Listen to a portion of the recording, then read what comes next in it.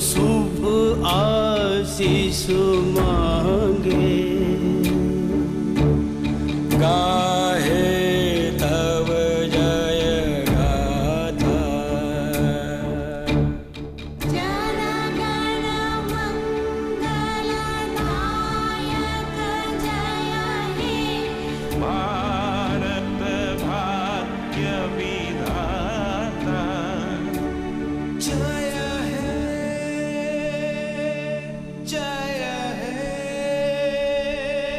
जय हे, जय जय जय जय हे।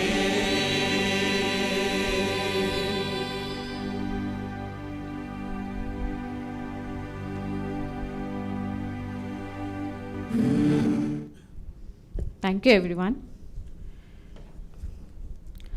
Now, can I call Dr. Vivek Trivedi ji, Mr. Azharuddin Farooqi ji, and Dr. Hebzima Kirubomani ma'am to be on a stage, please, for a lamp lighting ceremony.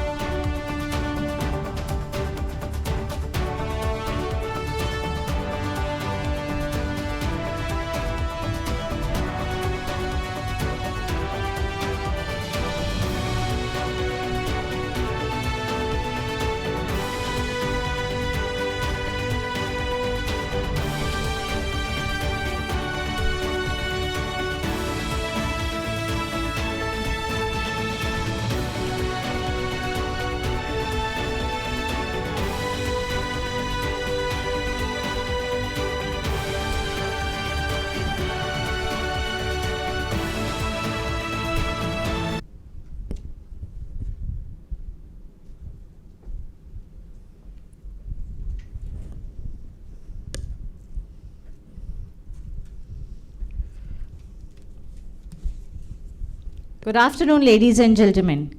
I, Dr. Fareen Khan, co-founder and CF of Golden Aim, Chairperson Asia GCC Award, would like to welcome you all to the Golden Aim Conference and Award for Excellence and Leadership in Healthcare and Education.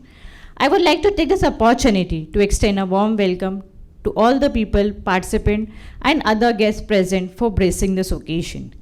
I would like to welcome to all the prominent leaders from education and healthcare fraternity for being here and making this event glorious with their glorious presence.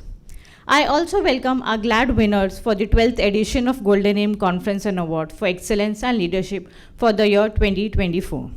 Yes, ladies and gentlemen, you all are the leaders and you all are the winners, and you all prove to be a role model of thousands of people across the globe with your achievement. And today we are here to acknowledge your achievement. Today we are here to appreciate your achievement.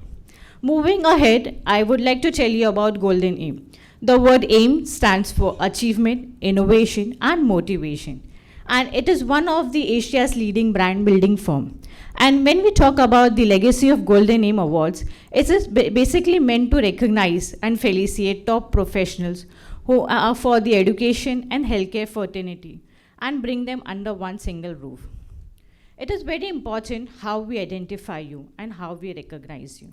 We have a very intellectual and intelligent team who do a comprehensive analysis and research of the achievement which you have provided in your respective sectors. And after the research, the winners are born. It is a very important when we talk about Golden Name for the creating ideas and innovation concept they have bring in the platform. And so all the leaders spenders in this room, let me tell you, should be feel proud that you're being a part of Golden Name family. Moving ahead, I'm excited to see and hear all the iconic heroes and super achievers present with us today.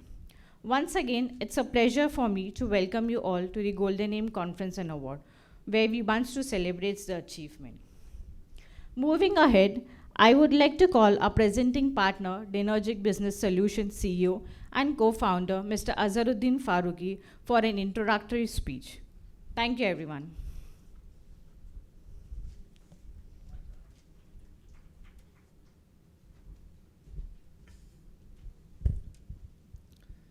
Good morning.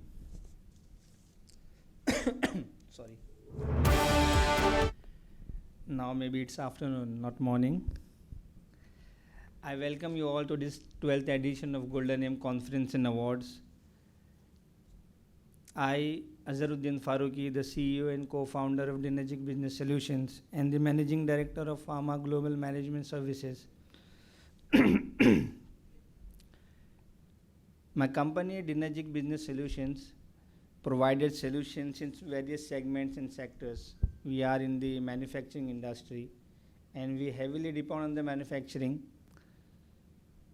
Across maybe 900 employees working under the manufacturing unit now. And we are the healthcare industries also. We supply the healthcare equipments and we are in the electronic business. Recently we start the fitness chain also in the Mumbai, Pune.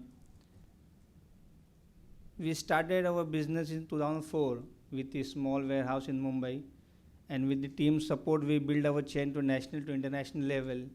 Nationally we are in the Bengaluru, Delhi, West Bengal, Mumbai, Pune, and internationally we are in the Dubai, Oman and Indonesia.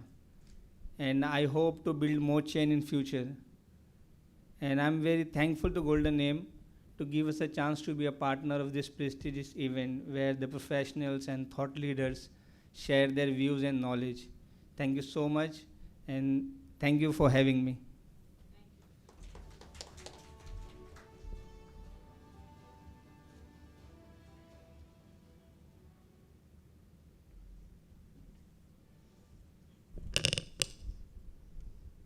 Thank you, Mr. Farooqi, for introductory speech.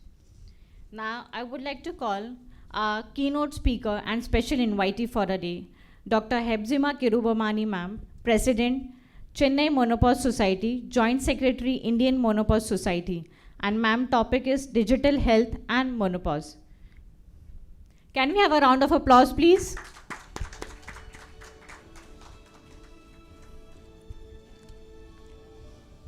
Caller mic. Caller mic. You can speak over.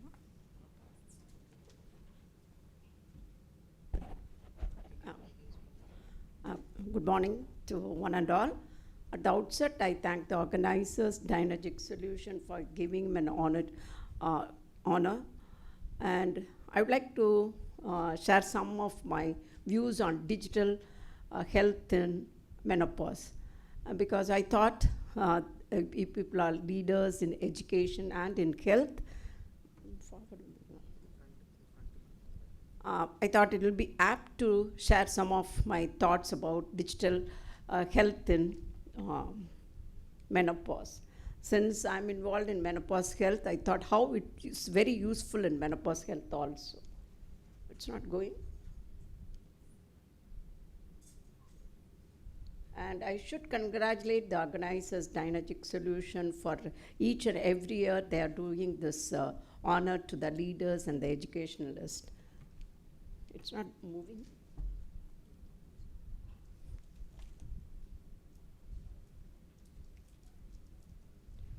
So when I was thinking about this, few questions came to my mind.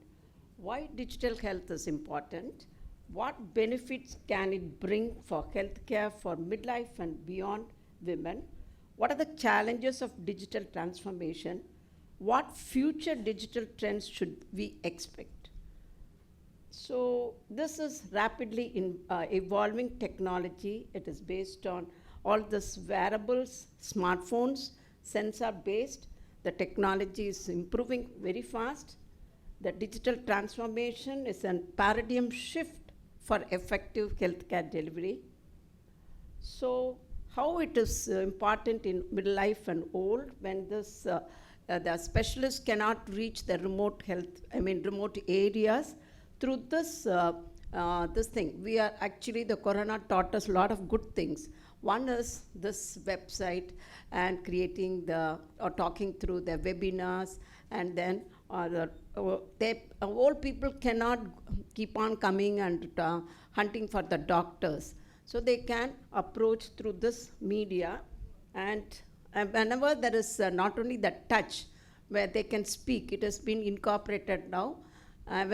So it is very easy to communicate with the doctor for old people in a remote area. So the benefits, when we look at it, better and more personalized services can be given. We can track the health metrics in real time, like wearing a health wearables, and it's very easy to have a convenient appointment with the doctors also, and easy to access our personal data. We need not carry such a big file and all. And better communication with doctors. Doctors also can go through, before the patient comes, all the data about the history and other things, and easy to communicate with the patient. So the trend is now, what is the digital health? What we are doing is the health wearables.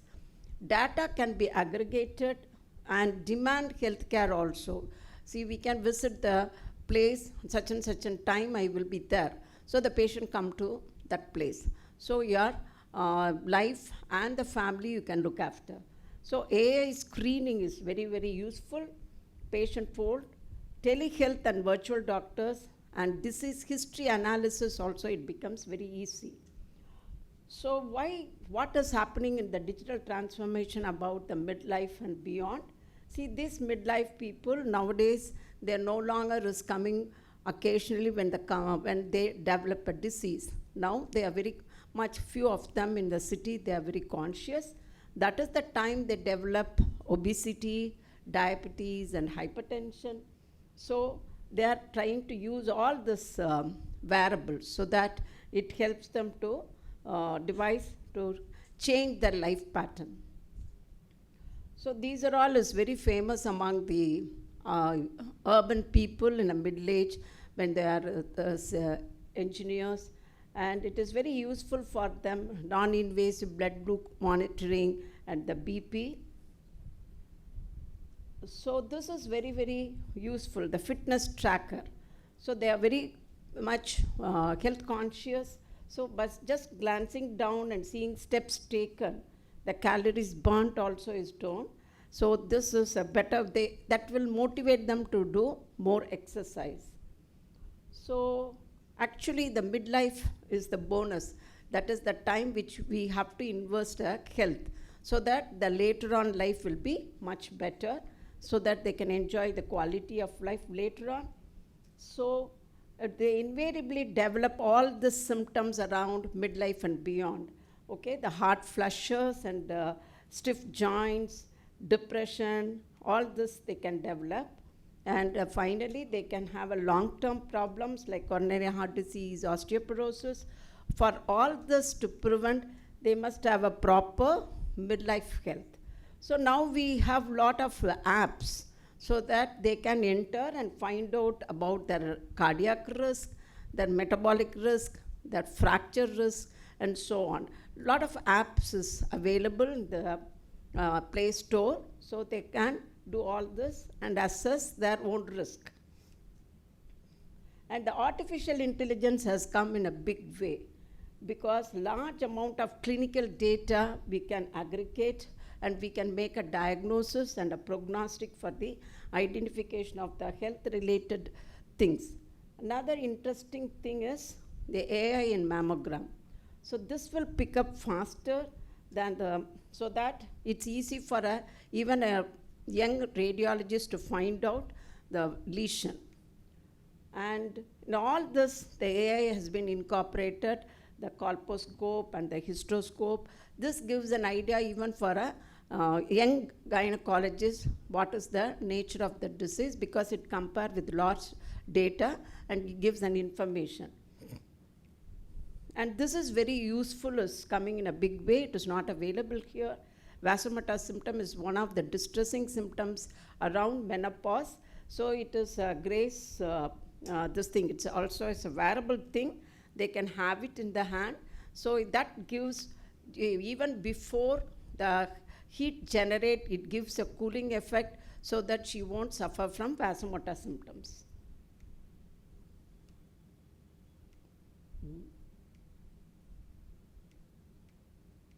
Can you change it?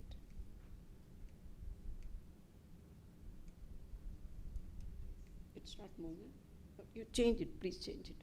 So another thing is which is a distressing thing, the Alzheimer's disease. We can even predict Alzheimer's because of its previous slide.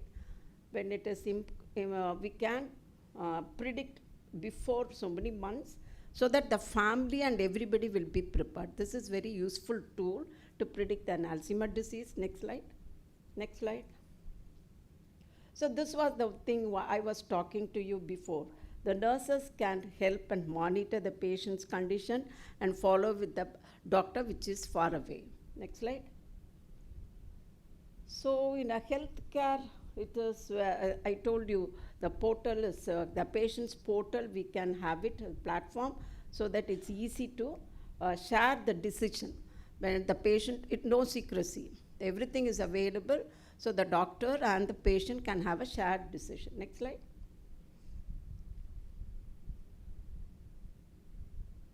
Nowadays, they have a lot of data available. Everything is electronic in most of the hospital. So they can have a proper data. They can analyze the lab results, the pharmacy, the external electronic health records, and that thing. It's very easy with all this digitalization. Next slide.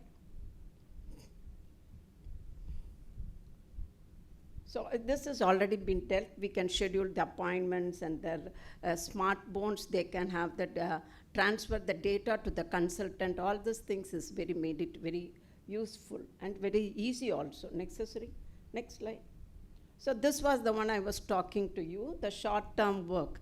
The doctors can fix an appointment at that particular time. They can pull the doctor. Short-term work can be, so that the work and the family can be balanced. Next slide. So this has also been dealt, that history of disease history we can analyze, compare it, so that we can make a proper diagnosis. Next slide. So, but there are few challenges about the security and the cost factor, and like me, the old people, they're resistant to change their idea. The mind frame cannot be changed. Next slide. Next. So we have to follow the HIPAA regulations so that the confidentiality will be maintained. Otherwise, they will be sued. Next slide. So this is one more advantage, 5G. If a radiologist want to transfer this to the technician has to transfer the image. When there is a 5G, it quickly transfers, and that resolution, everything is so good. This is another comfort we have now. Next slide. But sometime it's not, it is not always, it is not, see, we always say, Mada Pida, Google Devam. We cannot trust always the electronic thing. See, they know how much calorie they have burnt out and how best they have to do, only the doctor has to teach them. Next slide. So this has been dead. Okay, next slide. So the innovations, in fact, the entire healthcare industry will gain unmatchable benefits, and we can go to the next level. Next slide. So the benefits are, in due course, you can see previously the mobile phones were very costly. Now even the vendor on the street is having it. So in due course, it can reduce the cost, you can optimize your workflow, enable improved interaction with the patient, secure database for electronic medical records. Next slide. So that improve, yes, next slide. But any day, AI and digital processing can mimic human brain, but it cannot exceed human intelligence. The human brain is superior to AI in conceptual power. The decision making, we have to trust our brain. So AI lags behind in human brain in computational power. That is one of the scientists is very much unhappy because it cannot match the human brain. Next slide. So health in the palm of our hand and remote monitors. Look at this. The human touch sometime may be lacking. Next slide. So women's health is the nation's health. Thank you for patient listening.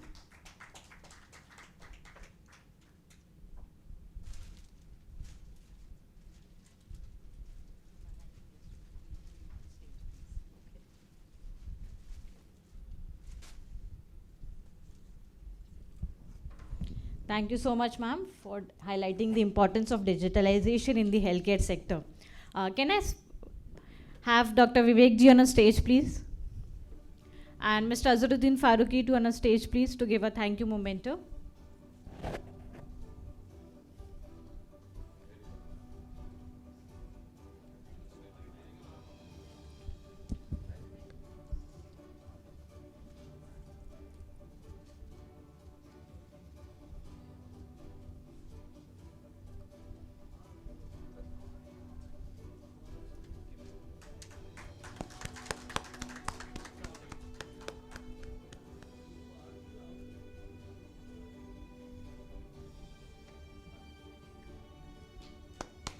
Come.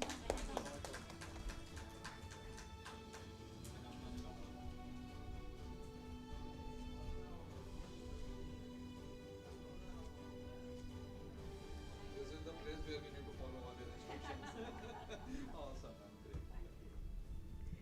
Thank you, everyone.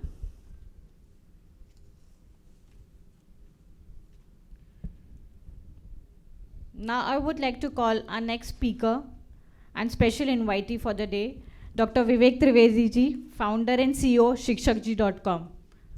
Can we have you on stage, please?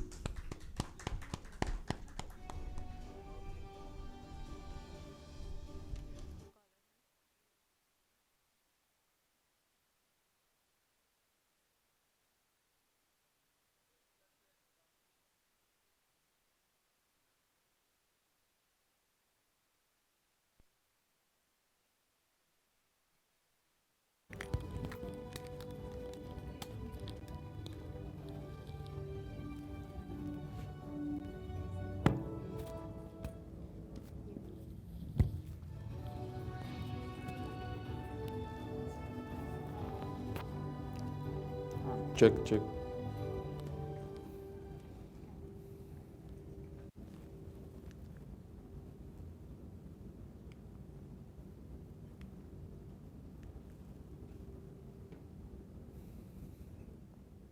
Okay, so good afternoon, everyone. I hope it's loud and clear and too much louder, is it? Okay. Awesome. Great. So first of all, I just thought of taking inputs from you that how many of you are healthcare professional? Just raise your hand. And this session is going to be very engaging session, so please bear with me. It is going to have a highest level of engagement, and we will have too much of an activities happening. We will have too much of questions coming to you. Anyone from education background? Education sector? Awesome, great. Awesome. So let me ask you the question from the healthcare professional here is that what's so special about tomorrow when it comes to healthcare?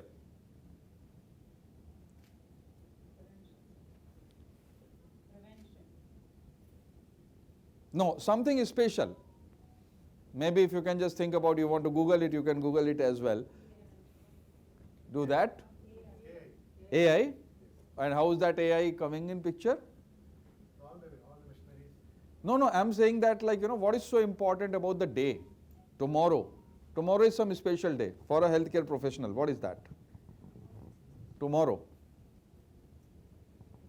Okay, within this week, there are two major events is going to happen which whole globe will celebrate. Now, which are these 2 days?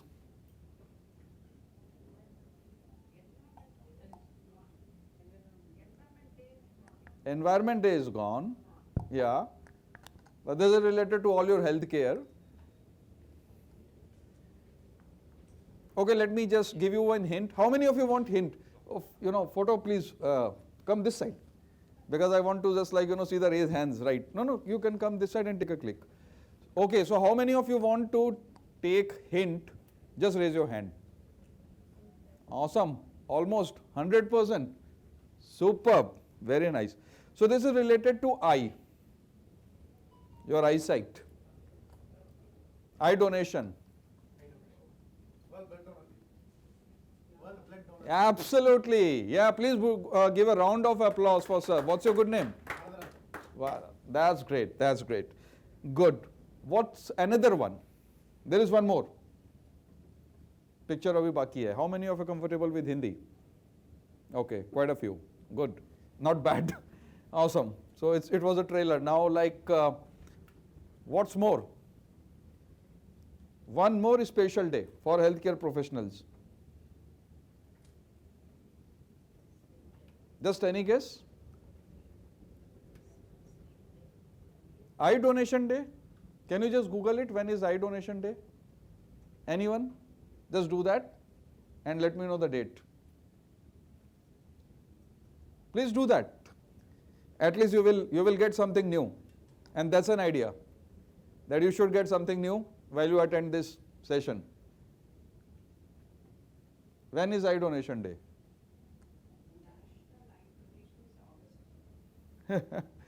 Particularly, globally. 10th June? Absolutely, right? So 10th June is eye donation day. Today is 9th June. And again, it's a very auspicious, very important day for all our healthcare professionals. So please put a round of applause for all of yourself being such a great fraternity, coming from that level where it is such a great support which you are doing it to the complete humanity. Now let me start the discussion here asking again with few questions. And this is how many of you are tech savvy? How many of you feel that technology is the future? Just raise your hand if you feel that your technology is the future and you want to embrace technology. Yes, 100%, awesome. Now this is the first question and I hope the question is visible to all of you. Is the question visible? No, yes? Okay, let me read out for you. So it's a canvas. How many of you know there is something called Canva? Okay, awesome, great. So Canva has recently launched an update and this is just a last week update. Can anyone suggest or can anyone would like to tell that what's the name of this update? No, you are right, absolutely. Just try attempting it, yes. Okay, Google is allowed by the way, yeah? Yeah, you can see. So these all questions Google are allowed. The answer is that the idea is that you should get the input so that you can get that input and take the input along with you. Now who can fastest Google it? Let's see.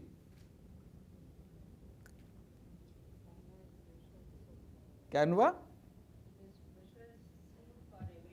Yes, and what is the latest update? The name of the latest update of Canva? This is something like, slider getting updated every minute, every date. This is just a 1 week back. Canva has launched the update. Okay, would you like to guess? No. Okay, it's Canva Create.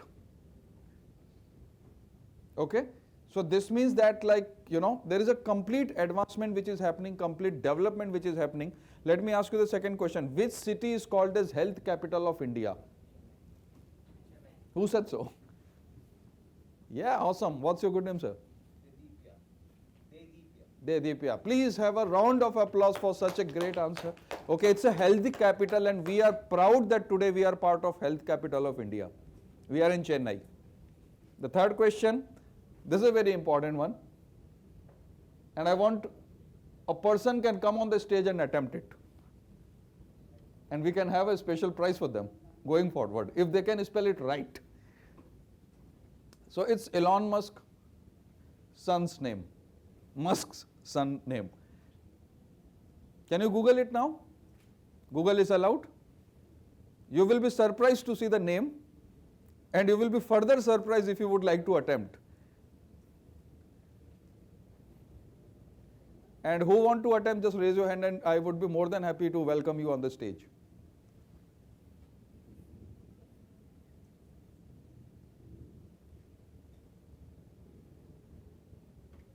How many of you can read that name? Yeah, exactly. Who said so? Please come on the stage and tell to everyone. Just attempt it. There may be right, there may be wrong. That's absolutely fine.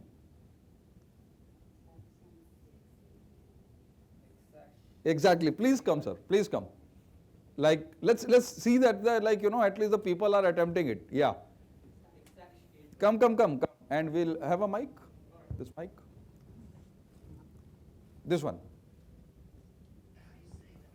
I'll get it for you.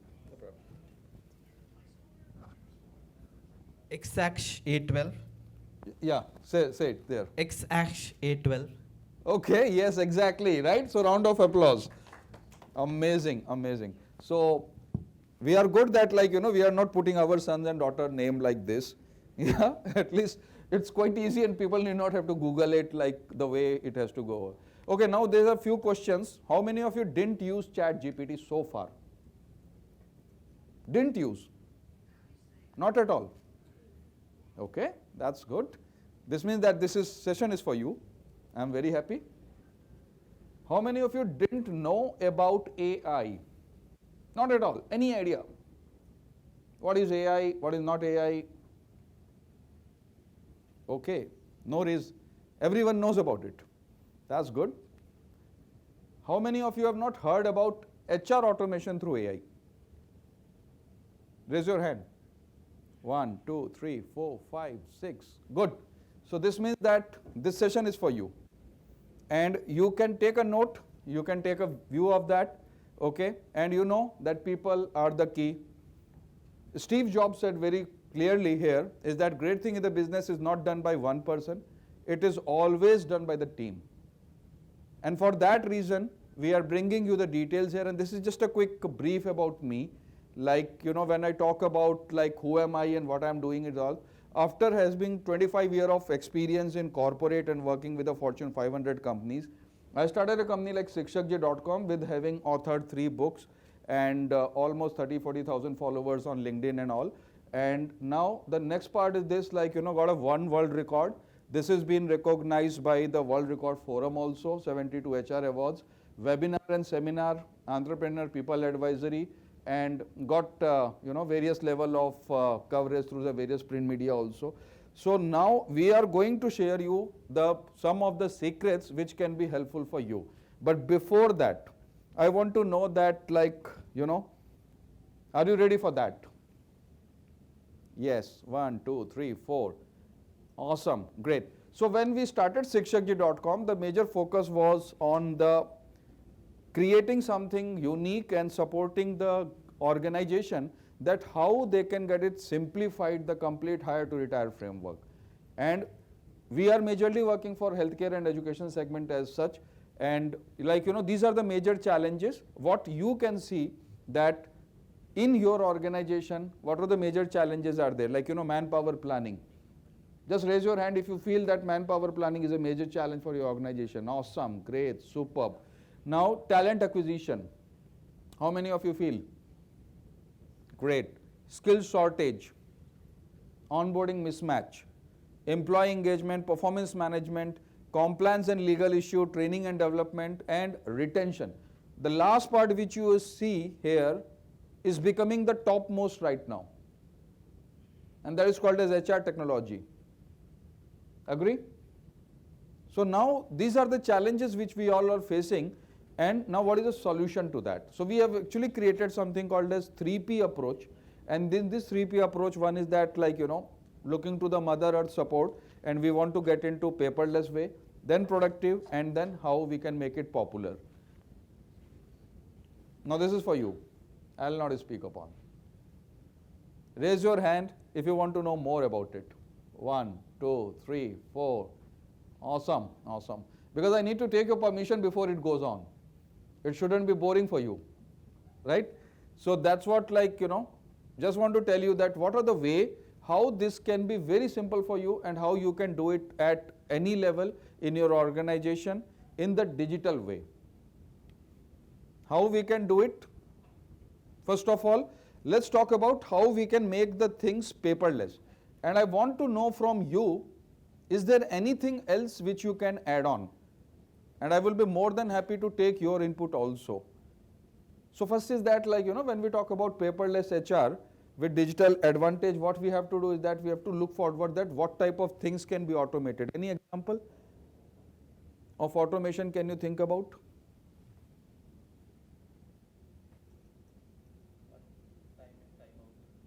Time in, time out, absolutely. Very good. What else? And how can we do that time in, time out with an automation approach? Attendance management system, right? That's good. Digitization process, any idea, any question, any thoughts?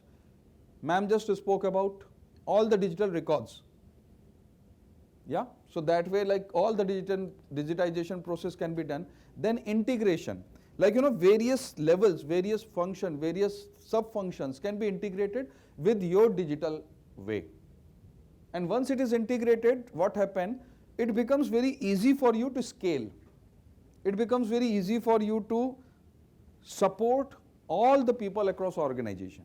It is not dependent on one person.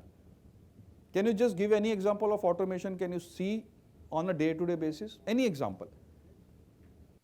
Just write.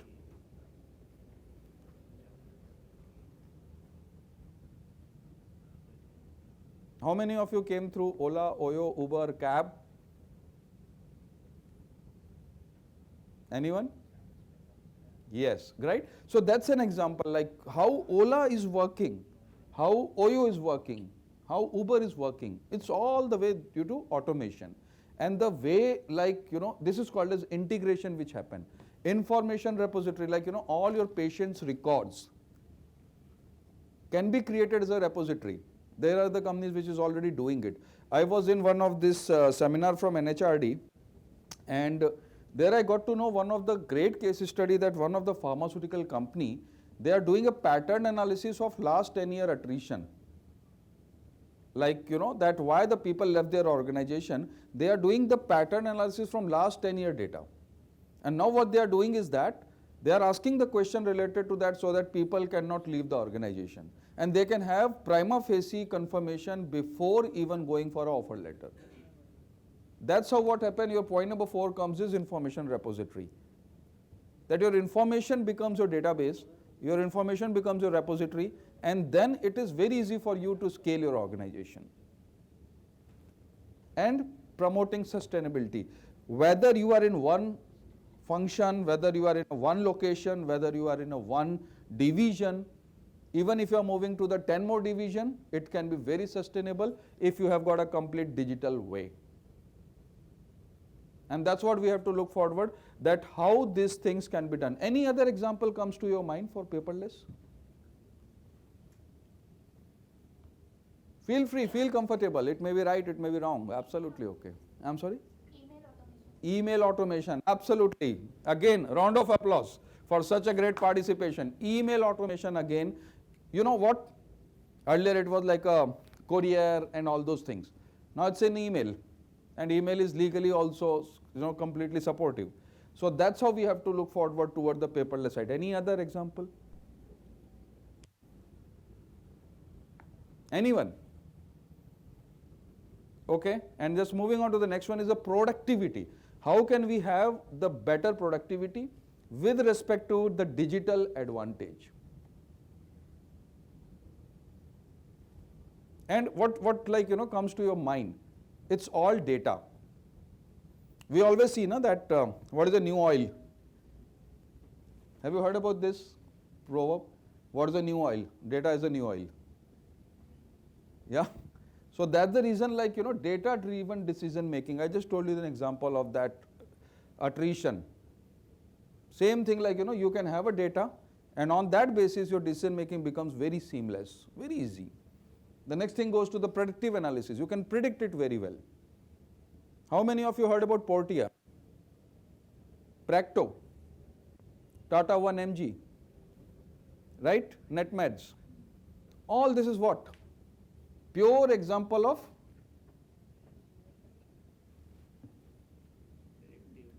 digitization, automation, right?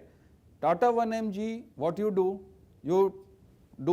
even when you, how many of you have used Tata 1mg?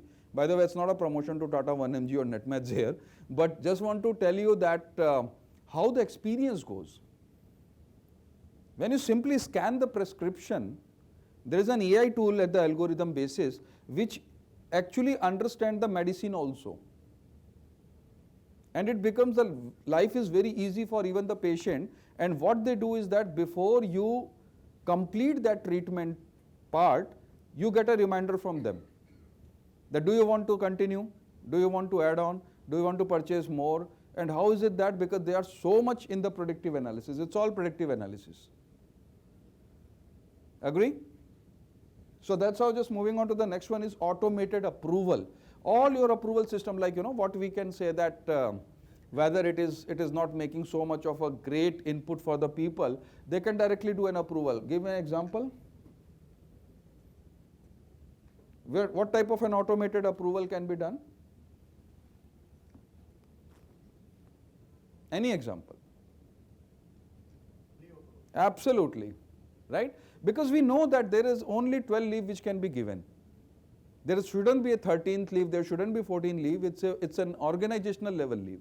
And then automation can happen very well, right? Budget, in case if you have got a budget and now you want to move on, what you have to do, you have to extend the budget.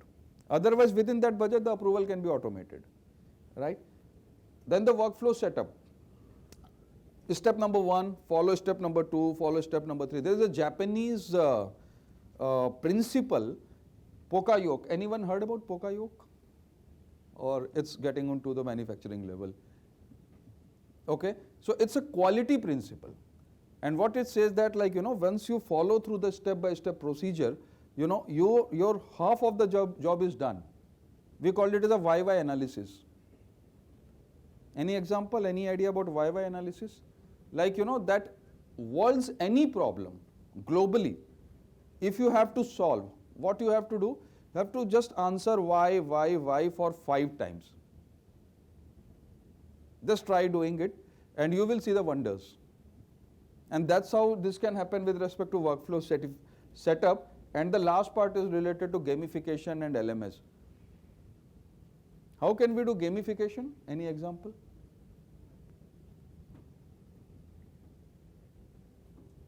Or LMS? Say one of our client is there in Chandigarh, they are a dentist company and a very big.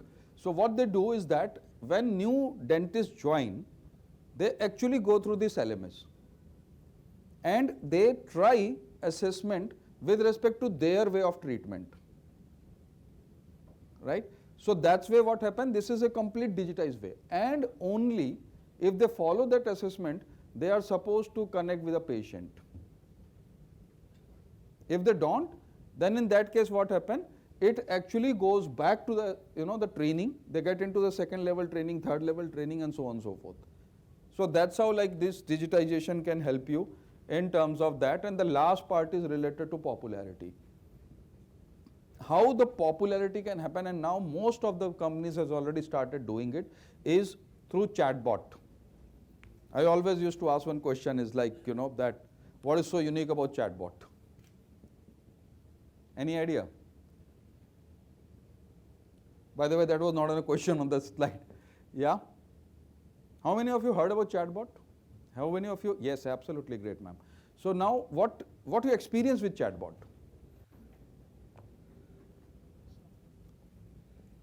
So ma'am, you raised the hand. So where you experience the chatbot?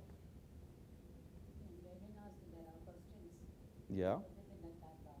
Yes. Now you go to any website for better. You go to Fortis website, or you go to even like Apollo website and all. All the websites is having chatbot. They will ask your name, they will ask your email ID, they will ask your mobile number, and then like they will start sending you the email. How is that? This is all because of this chatbot. Now we are taking the another angle here. Instead of like getting into organizational level, we are taking to the employee level. So now employee level, basic questions can be answered in a very easy manner. And that's what this chatbot can be very helpful. Now second part is on the global TA best practice. Whatever is happening in Moscow or Australia or Sweden can be better here as well, because it's all global now. How many of you heard about a company called GitLab? GITLAB.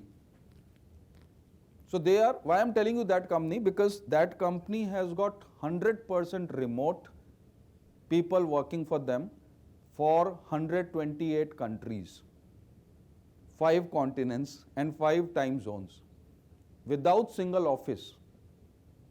They don't have any office. It's a surprise. But and not before pandemic. It's not after pandemic. Before pandemic itself, like 2011 onwards, they are working on this. Pandemic came in 2019 or 18, that way, right? So like how that can be possible? Because of this complete best practices. Whatever the best practices are there, why shouldn't we pick up?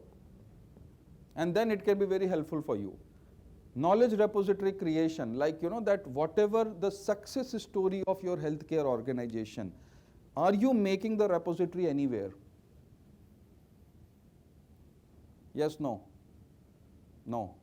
Do you think if you will create, it will be helpful? The success story? Yeah? And what will happen? How it can be helpful? I want an answer from you. If you create a knowledge repository for your organization. Branding is one. Second, apart from branding, motivation, absolutely. What else? Don't you feel that tomorrow you will feel proud that from which dot you started and where you reach? Number of surgeries today is X. Tomorrow it's X plus delta. That delta, whatever you receive, is Y because of your success story. And don't you feel proud that like you move from A to B? Yes? And that's the reason, do you think that it is better to create a knowledge repository? Yes? And anyone who is joining your organization, they will get it ready-made reference. That what is our USP? Yeah? Then moving on to the personalized experience, it actually gets into the complete personalized level also. And simplifying assessment. Like, now this, you all have raised a hand when I ask you, talent acquisition is a major issue. What in case if I can create an assessment framework and I need not have to worry about the talent if I have got a quality framework with me? And how can I do that? Assessment.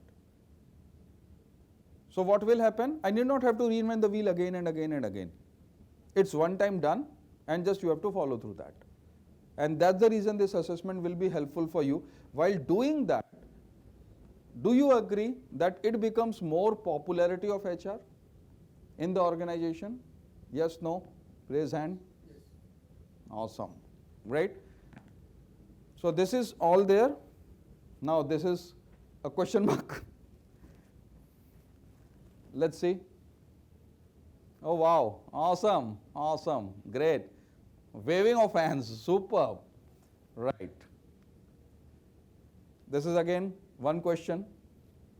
Where is photographer? Please come this side, sir. Now let's see that how many people have got a mobile. You have to show your mobile and you have to show your mobile camera also. Okay, there. Even video, you have to turn it out that side. There people are showing the mobile. Because there is something new coming up now on the screen. Let's see. Okay, so we have got 70% mobile. Oh, awesome. No, ma'am, camera side, camera.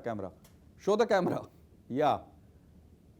It's not that I want to pose for myself. It is oh, camera. Azruddin sir, camera side. Camera. This way, yeah.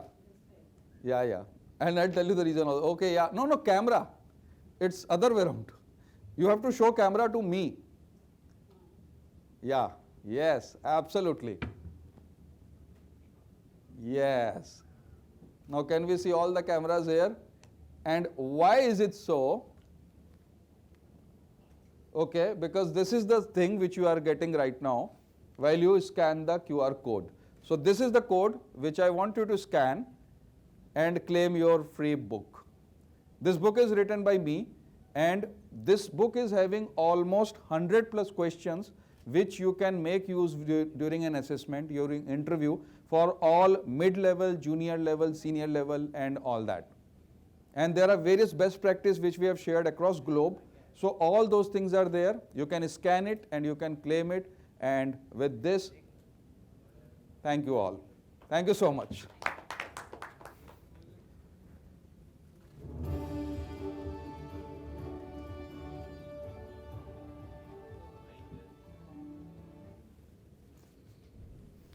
Thank you, Vivek sir, for sharing your kind support with our organization.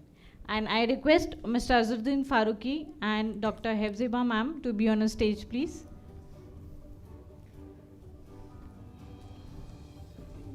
Something new. Yeah. Very interesting. Thank you.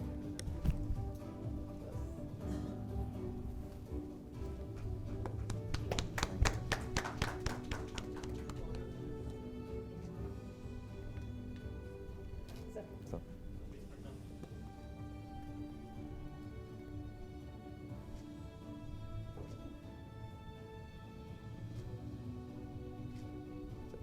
Thank you so much. Thank you so much, sir. Thank you, everyone. Thank you.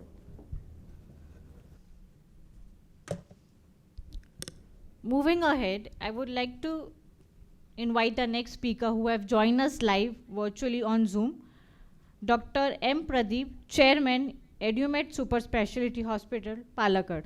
Can we have on the screen, please?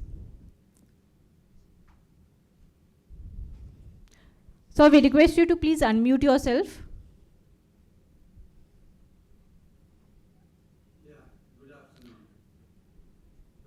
Good afternoon. Yes, doctor.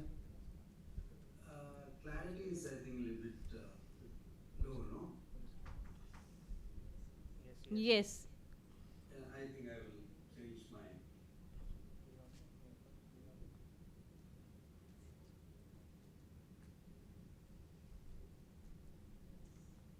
I think now it is. Yes, doctor. Now it is.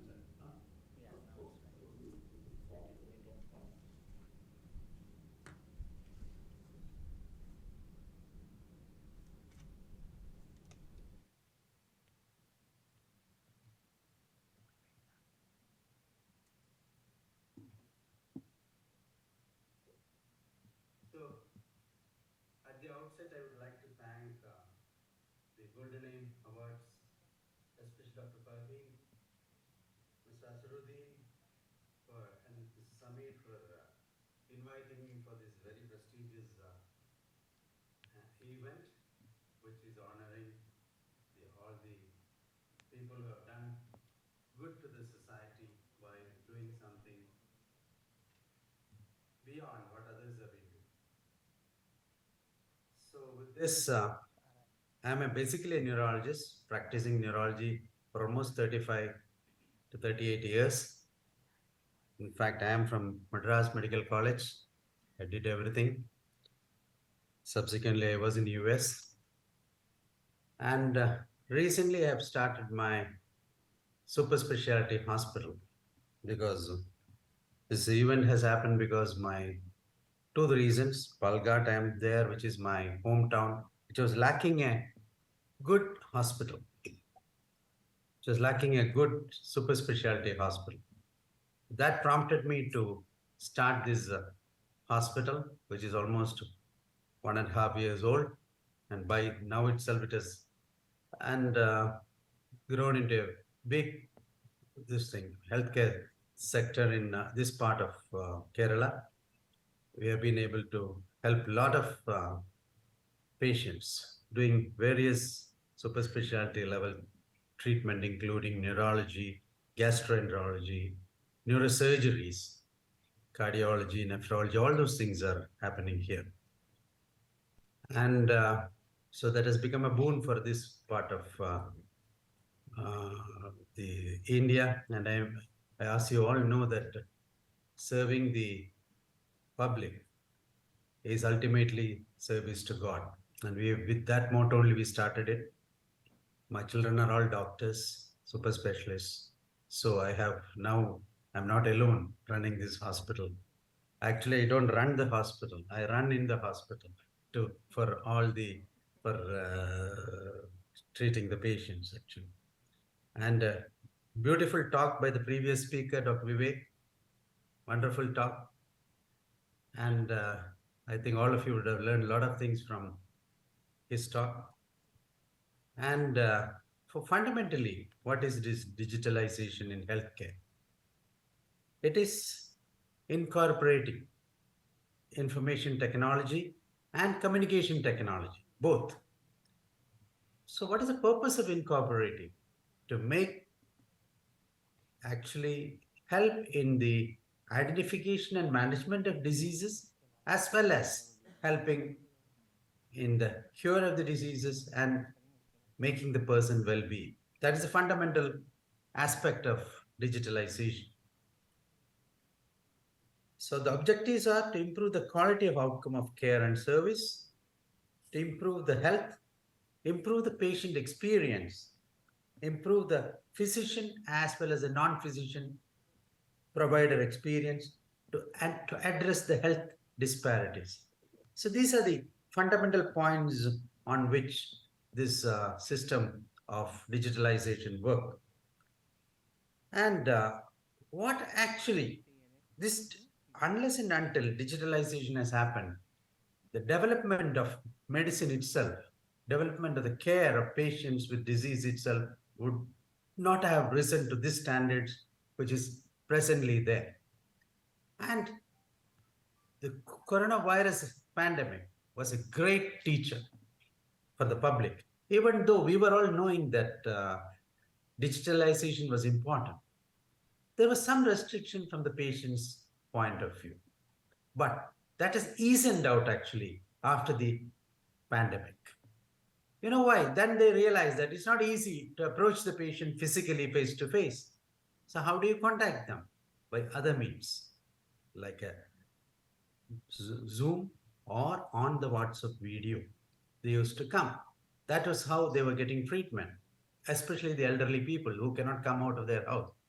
So even after the pandemic is over, now a lot of these elderly people, they resort to this kind of a consultation, online consultation with the various platforms. There are various apps which are available in the country. I get consultation from all across India as well as from abroad also on online consult. And that what it does is it saves a lot of time, lot of caregiver time also. They are all busy nowadays. Everybody is busy. They don't have, unlike the previous days where there was the family was now it has become more like a nuclear family. Everybody is busy in various parts. Children will not be there. They will be in America, England, or Australia, wherever it is. But these old elderly people have to get the treatment. How do they do that? They have to sit in their house. There will be nobody to bring them to us. So they use all these platforms in that way. This is a big boon to the patients who cannot come face to face. Now, that is not the only thing as far as the digitalization is concerned. We have been, see, you will be surprised to know that last time I wrote a prescription with my pen is almost 10, 15 years ago. I have been using a digital prescription, electronic medical records, as well as the electronic prescription, which is given. So, what is the advantage? The patient, all the records are there with when the patient comes to us. With that, we can find with the tap of this thing, we know what are all the previous medications. So we don't have to copy it down every time, write it down. We can copy it onto the fresh page, and we can just make some alterations, and we can take a printout out of it and give it to him. So one thing is, it's very legible. There's no spelling mistake. Everything is pakka. You see the old prescriptions of the various doctors. Sometimes it is very difficult to read it all. But now with this, there is no chance of a medication going spelling mistake or wrong medication the patient is getting. So there is a big advantage. And even if they don't bring the prescription next time, which happens many a time, we have the records in our system. So there's a big advantage as far as the digitalization is concerned. Then in the hospital now, what are all the digital things which are available? One is even the blood pressure measurement has now become digital. Blood sugar measurement has become digital. Then when a sick patient comes to the hospital, we routinely use in the emergency room what is called a pulse oximeter. What does it tell? Just by attaching this to the tip of your finger, you get it. The patient's pulse, patient's respiratory rate, patient's heart rate, and patient's oxygen saturation. All these are just attaching a device to the tip of this thing. So everything comes in on the screen. So with this, otherwise, all these parameters, you have to go and check. Means how much time is wasted. Here, you get the information immediately so that the treatment can be as fast as possible, especially when a patient comes into an emergency department.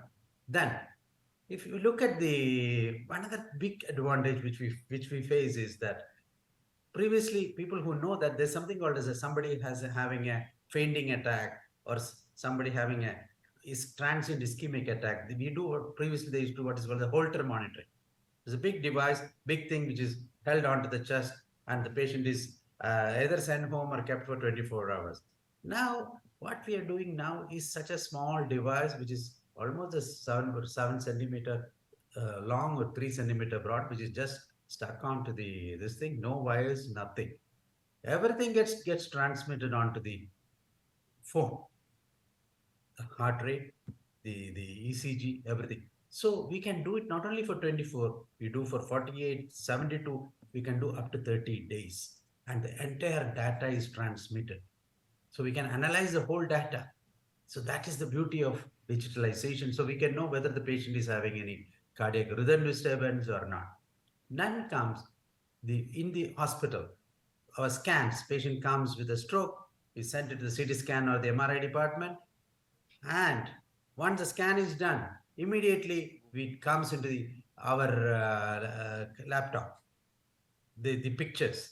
So we can we can see immediately. We don't have to get the printed report from the radiologist. We can see immediately whether the patient is having a stroke.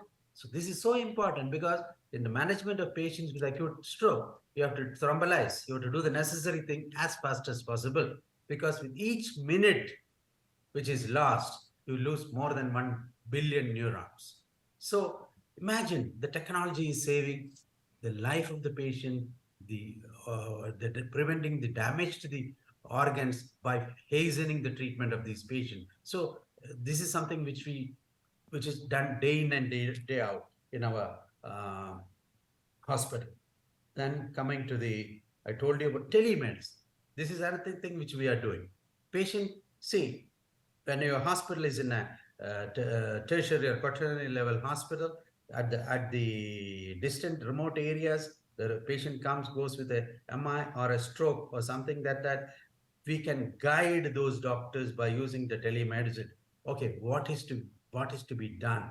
We can tell about the management of these patients. We can monitor it by using the telemedicine, because telemedicine has grown very significantly in nowadays.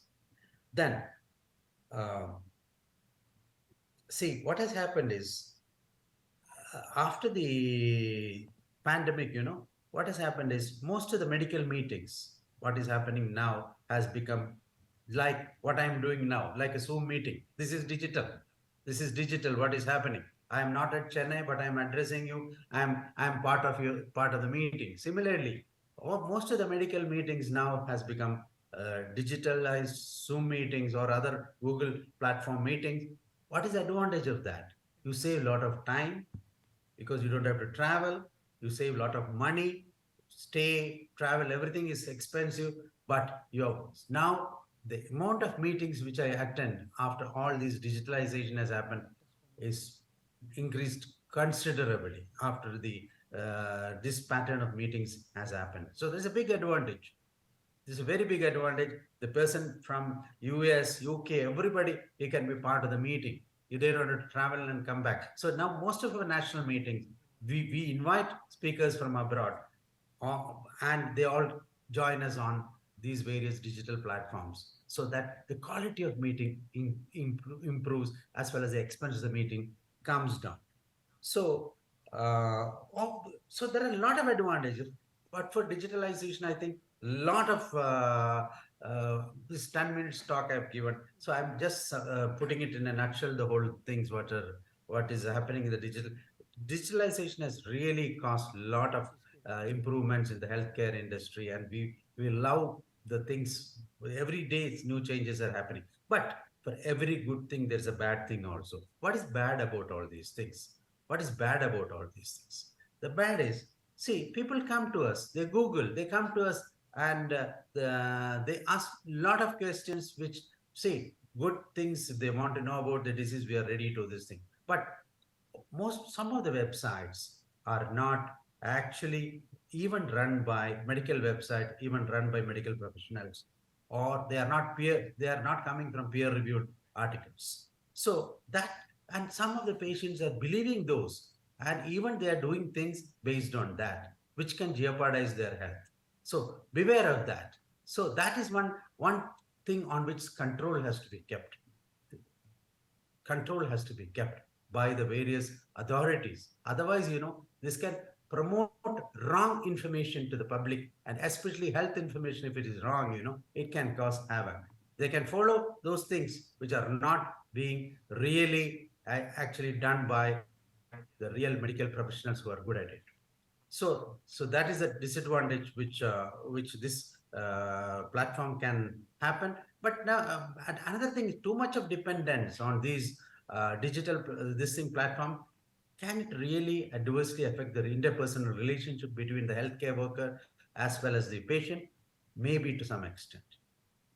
So with this, I would like to conclude, and thank you very much for inviting me for this great meeting, and I hope all of you have a wonderful time. May God bless all of you. Thank you very much. Thank you so much, Doctor. Thank you for sharing the advantages of digitalization in healthcare sector, Doctor. Can we have a round of applause, Doctor, for once again? Thank you. Moving ahead, I would like to launch a international event which is going to be held in Dubai. Can we have the AV, please?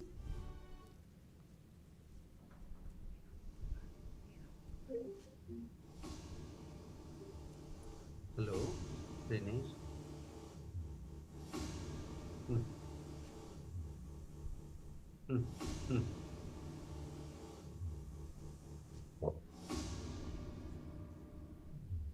ഞാനിതാ. Hmm.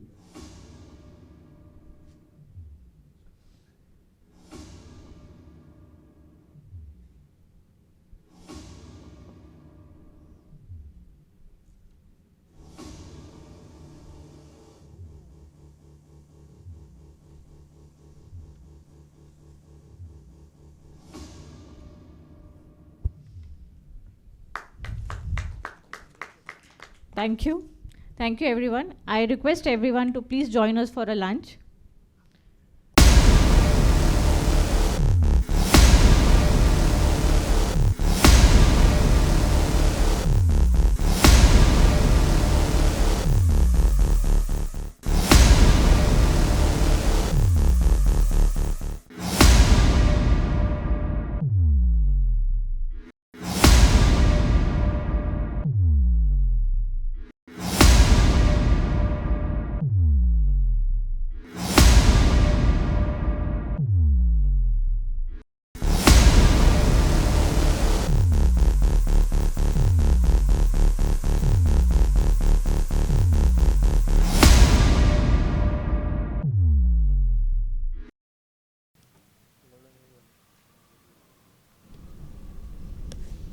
Welcome back, everyone. I hope everybody enjoyed the meal. Now we'll move on with the most awaited award ceremony, where we start with the award ceremony for the healthcare sector. And can I have Dr. Hedima ma'am to be on the stage, please?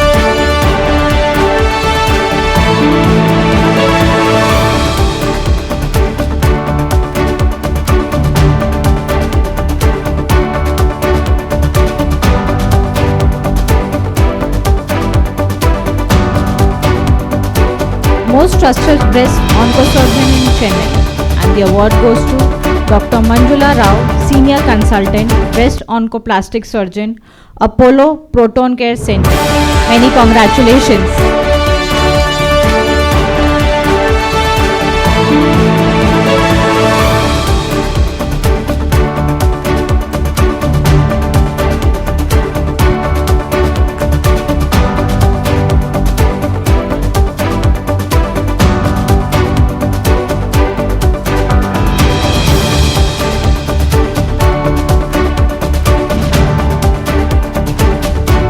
Ma'am, we request you please share a few words with us. Hi everyone, a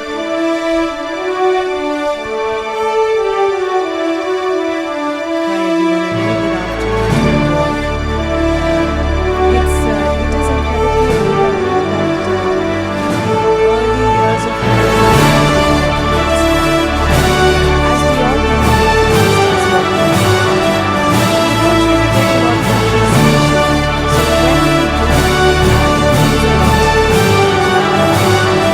Just a little bit about myself.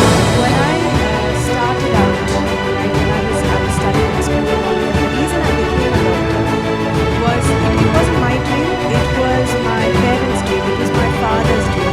So it always meant a lot to me that when I knew that God, that my family, my parents are all happy. And my family totally, my father, my mom, my daughter, they all enjoyed it. So I'm incredibly proud. Thank you very much. Thank you for the recognition. I really appreciate it. Thank you so much.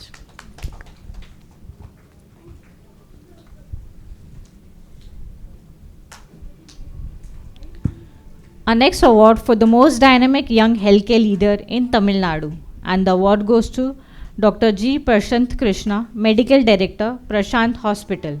Many congratulations, Doctor. Do we have him virtually? Dr. G. Prashant Krishna. Okay, we will move on with the next award. The next award for the most trusted endocrine surgeon in Chennai, and the award goes to Dr. Sai Krishna Vittal, Consultant Endocrine Surgeon, Sri Sai Krishna Hospital, Vittal Institute, Endocrine Surgery, Chennai. Many congratulations, Doctor.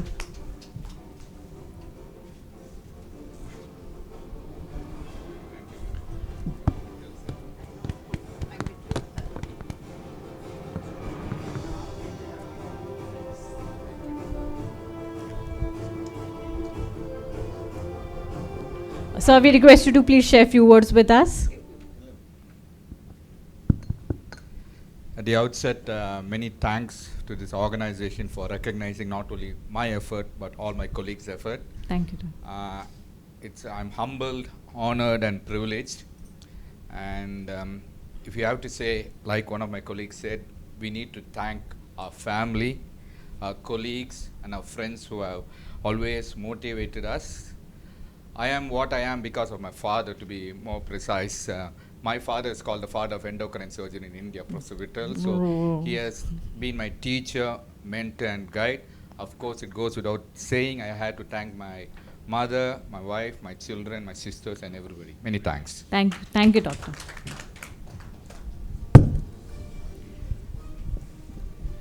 The next award for the most dynamic healthcare leadership award, neurology, and the award goes to Dr. M. Pradeep, Chairman, Neurologist, UMED Hospital Specialty Hospital, Chennai. Do you have him virtually?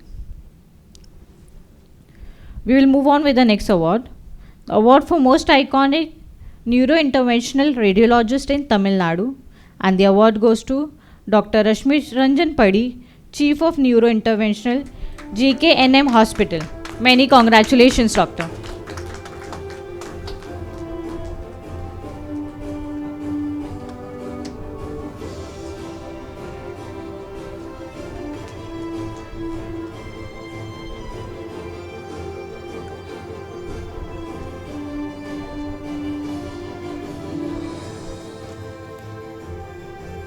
Request you to please share a few words. Good afternoon, everyone. We are really humbled and privileged. This is my second year. Yes, Last year I was here also. So thanks the organizing committee for honoring the doctors. It means a lot. Thank you. Thank you so much. Our next award for the most trusted radiation oncologist in Madurai, and the award goes to Dr. K.S. Krishna Kumar, Head Radiation Oncologist, Meenakshi Mission Hospital, Madurai. Many congratulations, doctor.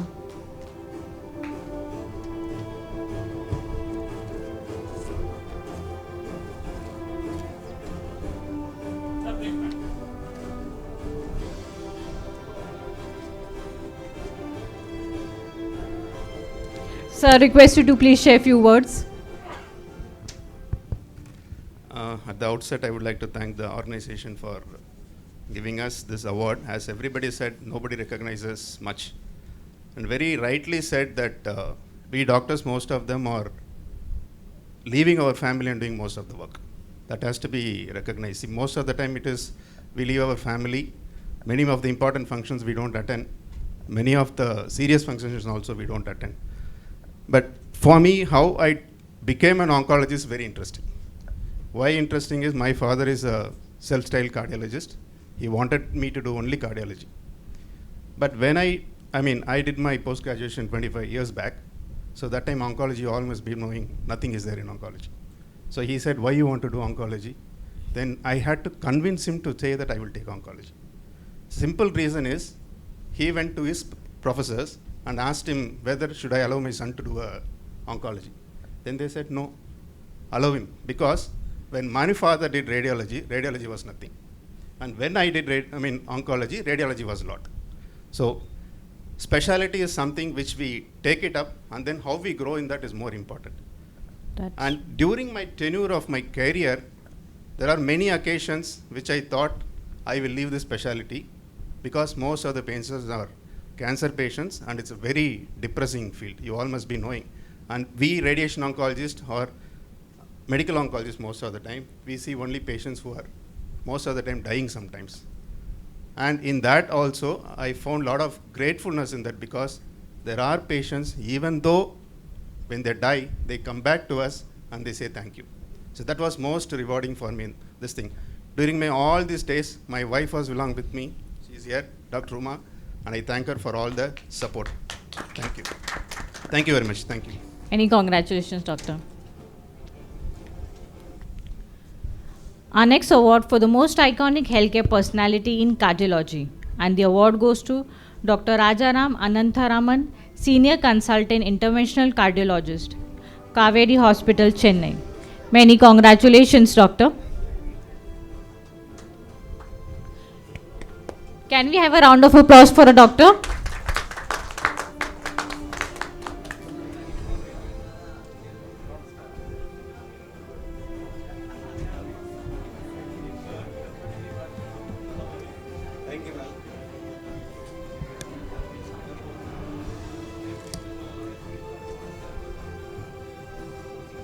So we'll give you to share a few words.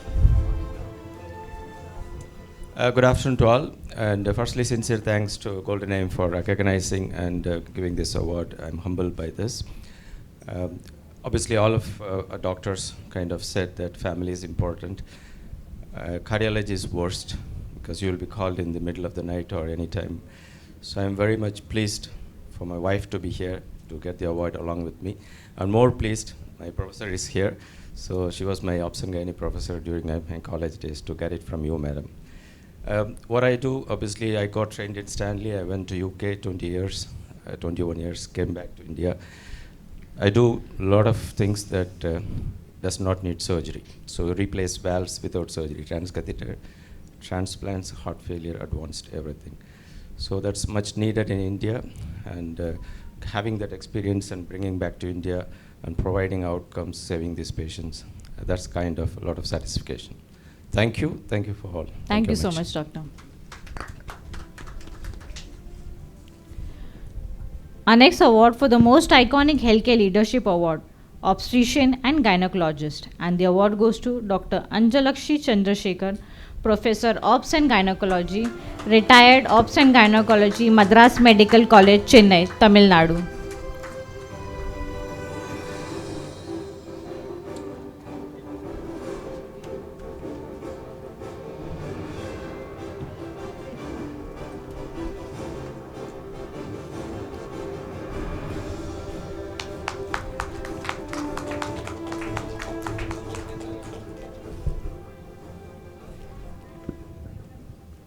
Good afternoon, everyone. At the outset, I thank the organizers, Dynergic Solutions and Golden Aims for recognizing my services. And I want to thank, as the previous speakers told, I want to thank my parents and my husband for this position. Thank you. Thank you so much, ma'am.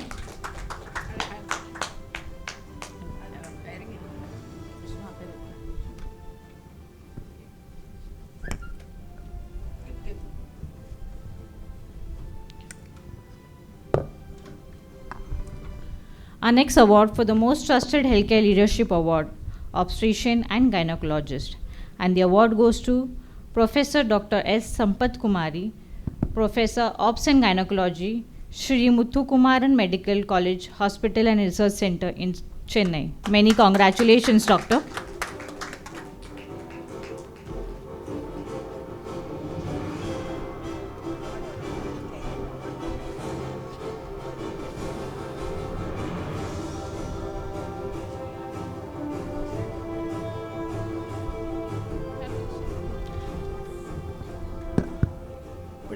Good afternoon to all.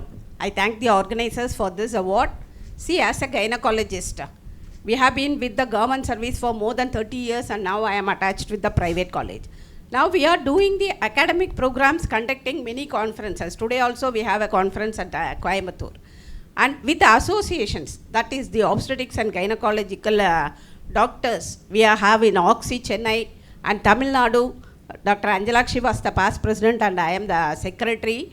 And in the all India level Foxy, we are doing many public programs taking care of the women's health, starting from adolescence to menopause. For adolescents, we go to schools and do the school counselings, starting with nutrition to sexual health. And the reproductive, we identify the high risk at the earlier stages. Now the maternal mortality in Tamil Nadu, before 2 years it was 54. Now it is 45. That is with the government, with the Muthulakshmi Reddy scheme. And nearing the menopause, we do the camp, identifying the cancer cervix. So at all level, from adolescent to menopause, we do our best. And most of the time, we will be traveling everywhere.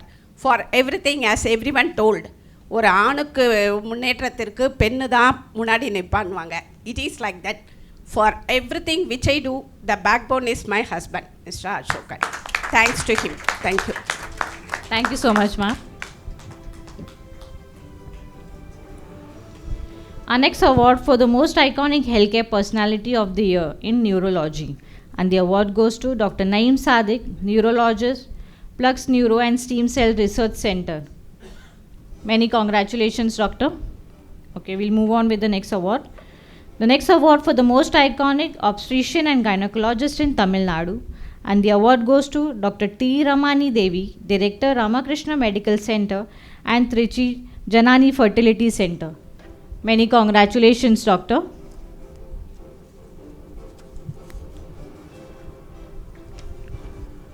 Our next award for the outstanding contribution in the field of healthcare radiology, and the award goes to Professor Dr. Colonel Sudhir Sachar, HOD Radiology and Dean Research and Development, Research Institute, UP. Many congratulations, Doctor.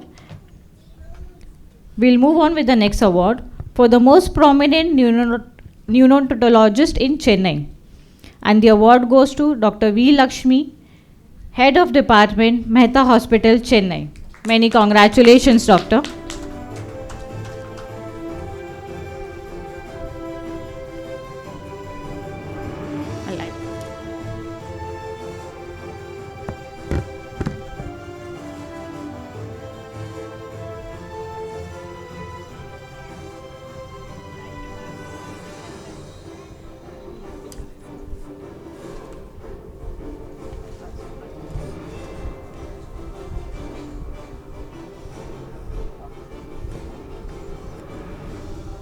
Good evening, all. Thank you very much, Golden Aim, for this award. It means a lot, as everybody said. So, as I've completed my 25 years of solid work in neonatology, I take this opportunity to thank my parents. We always take them for granted and we never get to thank them, but I thank my parents for imparting the education to me. And I thank my mentor, Dr. Shanmugasundaram, who literally handheld me in neonatology for these last 25 years, who continues to do so. And I also thank my alma mater, Madras Medical College and Child Trust Hospital, where I had my educational training. And I'm immensely grateful to Dr. Mehta Hospital for giving me a platform to practice and upgrade in the last 25 years. And we have now evolved into an excellent academic institution. And finally, Almighty for showering all this. And thanks a lot, Golden Aim, for this opportunity. Thank you so much, ma'am.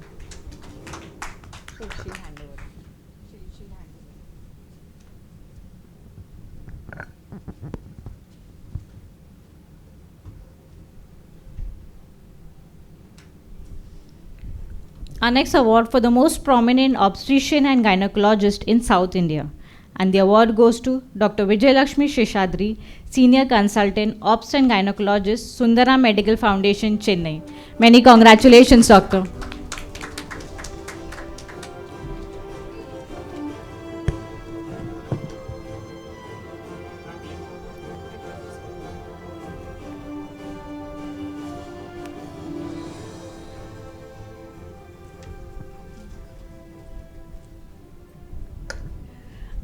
Thank you very much, Dr. Farheen and Mr. Azharuddin. This is the third time in the consecutive years that I'm receiving an award from them. I'm really honored, and though in different categories, I don't know how they choose and how they categorize, I have no idea. But when a letter comes from them, it's really a great joy and pride, and I'm extremely humbled and honored today. Now, as an obstetrician, of course, we all know the greatest joy is getting a safe delivery, and therefore this is one branch where, in contrast to other specialities, I think there is always a joy in the faces of the patients, and that takes away all the exhaustion and tiredness with which we work through the night or the day. It is really not very even at any stage, we can couple other branches also, though we know in our own specialty we keep rising. But just about 2 years back, I did even medical law. So I think there is no binding in this world not to do any more degrees or even doing a specialization in other branches which really help in our practice. I'm extremely happy today, and to receive award for my very good friend Dr. Hepzibah, it's even a greater joy. Thank you very much. Thank you so much, organization, and thank you all. Thank you so much, ma'am.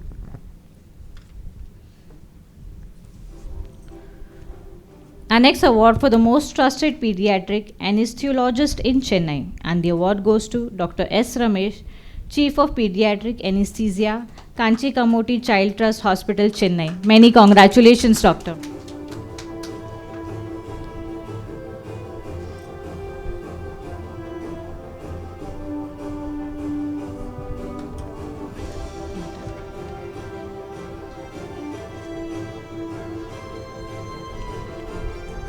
Doctor, share a few words with us. Good afternoon, everyone. I joined Child Trust Hospital somewhere in 1990s, about 34 years. People used to say, if you travel in the least traveled path, you will reach faster. So that time nobody was in pediatric anesthesia. I joined pediatric anesthesia. And nobody knows there's a branch of anesthesia separately for children. I want the children to be safe, and that has spread all over, not only in Chennai, but all over the country, that the specialty of pediatric anesthesia formed in all over the country as an association. Now we have about 4,500. Beyond that, I got a lot of mementos and a lot of awards, things like that. But this award is special to me because when the surgeon says you need to get an hernia done or a circumcision done, they get worried. And they come to our anesthetist and they ask me whether is it safe. So now if I keep this memento, the most trusted pediatric anesthetist, I'm sure they'll be very happy. Though I got Best Doctor Award, Best Teacher Award, that doesn't actually engage the parents, but the most trusted pediatric anesthesiologist, really it's a eye-catching award, which I really cherish. And if at all I am there, it's because I'm sure everybody telling that if I don't tell my wife's name, I think I'll be killed. She's there at the back. So she's very back of all the things, and she's Shanti, and she's a pediatrician. That's the reason why I become a pediatric anesthetist. And both of us make the children's surgery safe. Thank you very much. Thank you so much, Doctor. Our next award for the most iconic personality of the year in physics, and the award goes to Dr. K.R. Mullidhar, Director of Physics, Karkinos Healthcare. Many congratulations, Doctor. Do we have him? Thank you so much, ma'am. You can have a seat. Now I would like to call Dr. Vivek ji to do the honors, please.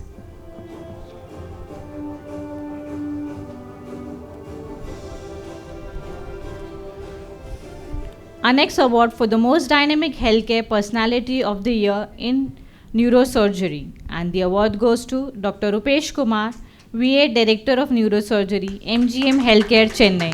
Many congratulations, Doctor.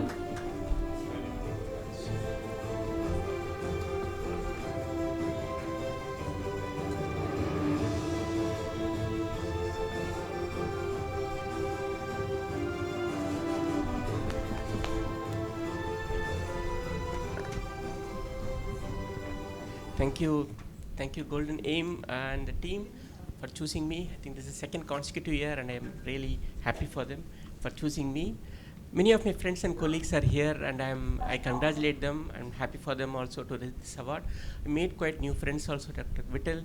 So indeed, this is a special honor, and honoring the doctors itself is a great duty, and we are really happy for that. Many of my colleagues told that their respective fields are challenging. Neurosurgery, of course, is like walking in the rope, always. You can walk on either side. When we joined 25 years back, it was more challenging. The outcomes and results were not good. So many of my friends and my family told not to take neurosurgery because results are not great.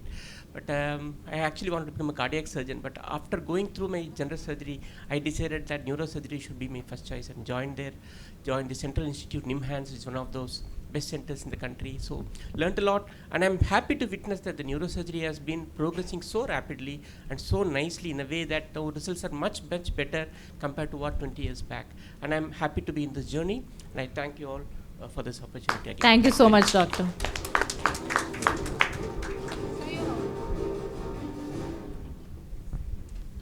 Our next award for the most prominent diabetologist in Chennai, and the award goes to Dr. L. Meenakshi Sundaram, Director, LM Medical Center, Chennai. Many congratulations, Doctor. We'll move on with the next award. the award for Most Trusted Neurologist in Delhi. And the award goes to Dr. Mukesh Kumar, Associate Director, Department of Neurology, Max Super Specialty Hospital, New Delhi.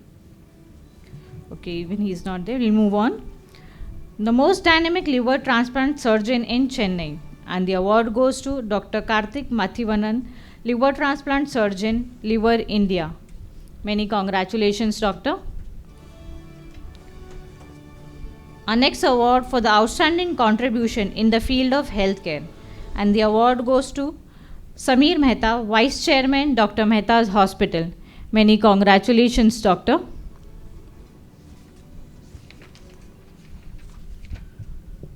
Our next award for the Most Iconic Healthcare Leadership Award, Neurophysician. And the award goes to Dr. Om Prakash Prasad, Director, Open Neuro Care Private Limited. Many congratulations, Doctor.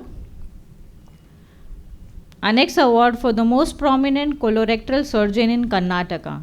And the award goes to Dr. C.M. Parameshwara, CEO and Chief Surgeon, Smiles Institute of Gastroenterology.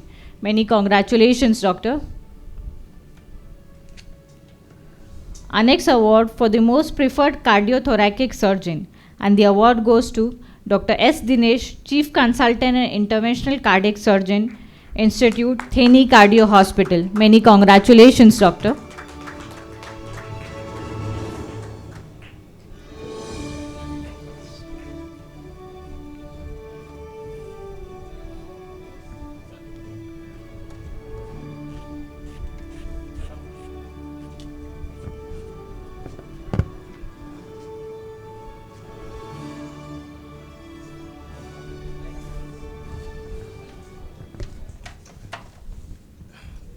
Thank you, Dynagic Business Solution, Golden Aim Awards. This is the fourth time I am getting award from them.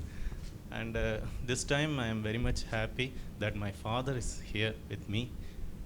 He purposefully came, he is 81 years, he purposefully came for witnessing my award function. That's great. I thank you all, and I thank my family and friends. And my friends here also, he also mentioned that he also getting award. So thank you. Thank you so much, Doctor.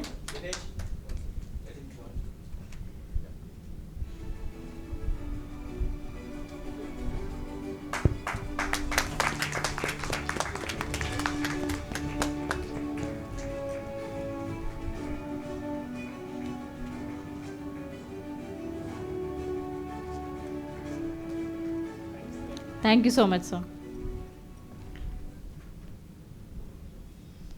Our next award for Most Trusted Healthcare Leadership Award, Orthopedic Surgeon, and the award goes to Dr. K. Chandrasekhar, Consultant Ortho and Trauma Surgeon, KCK Hospital and KHM Hospital.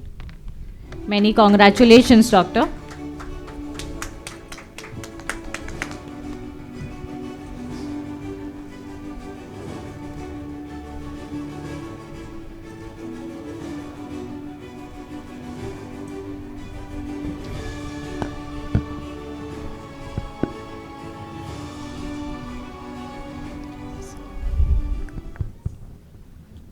Good evening. This is the second time I'm getting this award. I dedicate this award to my family and my patients who trusted me and gave me a chance to serve the society. And this encourages me a lot to give state-of-the-art service to all the mankind. Thank you. Thank you so much, Doctor. Our next award for the Most Trusted Medical Oncologist in Madurai. And the award goes to Dr. J. Jeba Singh, Medical Oncologist, Asirvantham Specialty Hospital, Madurai. Many congratulations, Doctor.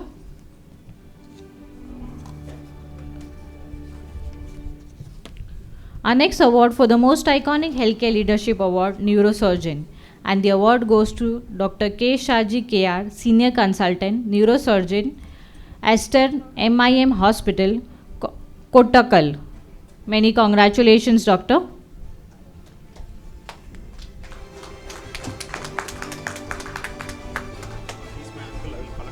Definitely, definitely. We have, can I have your good name, please? We have Vishnu on his behalf to collect the awards.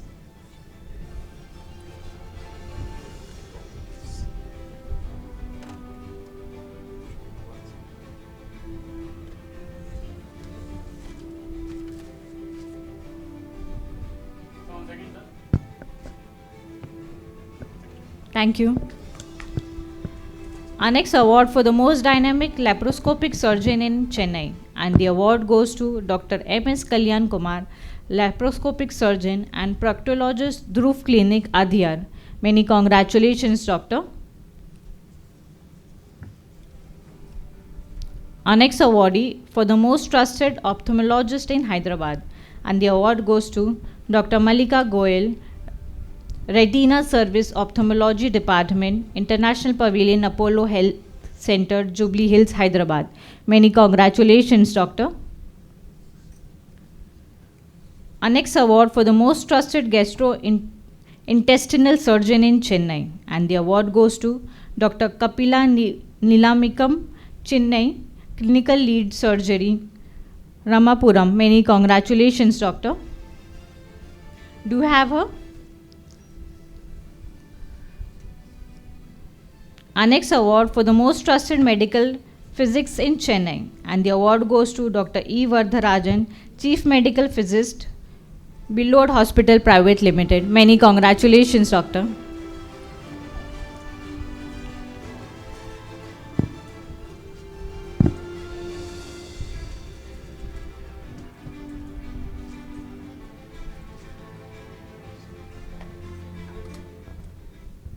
Thank you very much, organizer, for this award.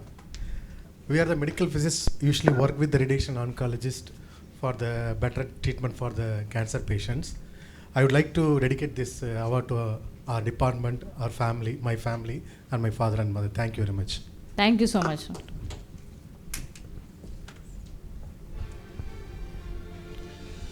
Our next award for the most trusted critical care specialist in Chennai, and the award goes to Dr. V. Didipiya Devaprasad, Lead Consultant Critical Care, Apollo Specialty Hospital, Chennai. Many congratulations, doctor.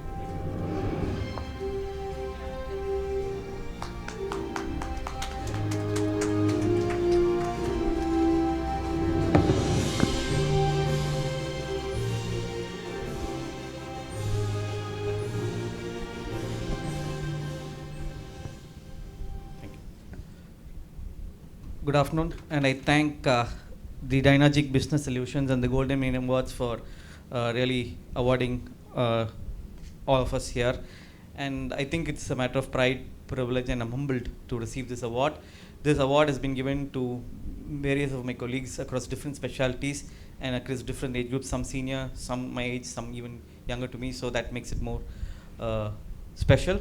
And I think that I'm receiving this award, and I've probably treated patients belonging to most of the specialties here, is it not? So you've had taken care by a critical care physician if they're very sick, and the past few years have been very challenging for us. Last 2 years have been okay, I think. So really feel very nice, and I thank my grandparents because I grew up with them, my parents, my sister, my wife and my children for this. The institute and my teachers especially, because they are the ones who gave us this training, and I think my greatest thanks is to all my patients, because we treat them, but I also think that we learn a lot from them. Treating each of them, we learn a lot, and I thank them especially. And thanks once again for giving us all these awards. Thank you so much.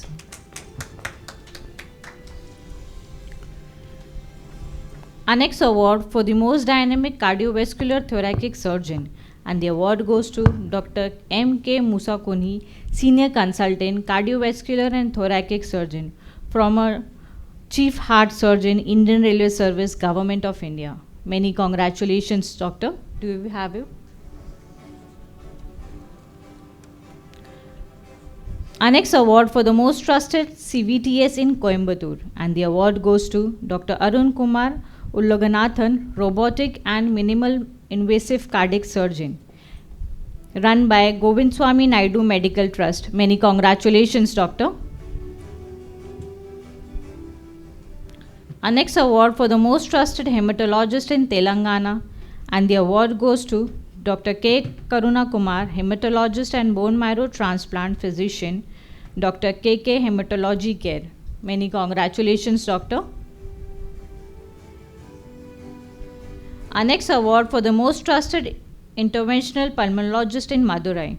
And the award goes to Dr. Prem Anand, professor and senior consultant, interventional pulmonologist and Research Institute, Mumbai. Thank you.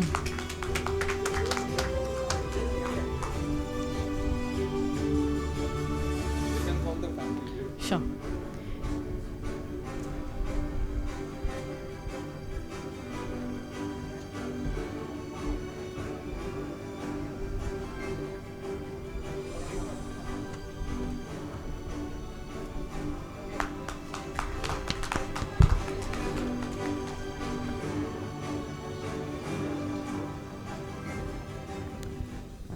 Good evening, all. I'm delighted and I thank sir, Dynagic Solutions and Golden Aim Award for selecting me, and thank juries too. Especially when it comes to interventional pulmonology, it is a subspecialty of pulmonology. It's something like interventional cardiology. So we deal a lot of patients and provide palliative care, especially malignant patients, etc., which in other ways they have a poor prognostic life post malignancy, all those things. And I'm happy to let you know all that. I'm the first one to begin interventional pulmonology 6 years ago in Madurai. And I thank, I work at Velamur Hospitals, Madurai. I thank my chairman for providing all the armamentarium needed for, because it's a huge cost. You need around 1 to 1.5 crore to begin an interventional pulmonology setup. And I also thank my dad, he is a pulmonologist too. And my wife, is a budding pathologist, and my kid, thanks. And I'm very happy to get my award in front of my batchmate, Dr. Manjula, who's a leading breast surgeon in I think entire South India, or even India. Thanks, sir. Many congratulations, Doctor. Thank you so much, Vivek sir.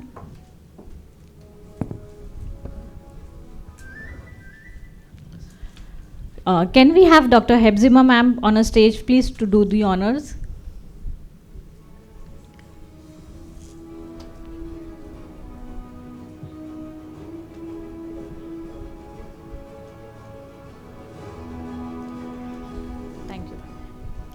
Our next award for the most trusted cardiovascular and aortic surgeon in Delhi, and the award goes to Dr. Niranjan Hiramar, cardiac and aortic surgeon, Indraprastha Apollo Hospital, New Delhi.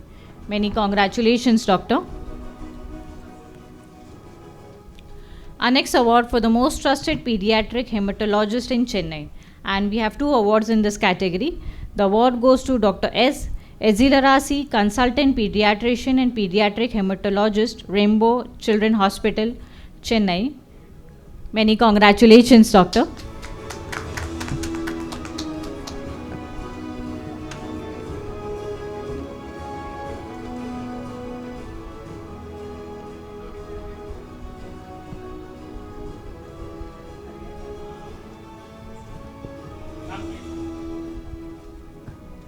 Ma'am. Photograph.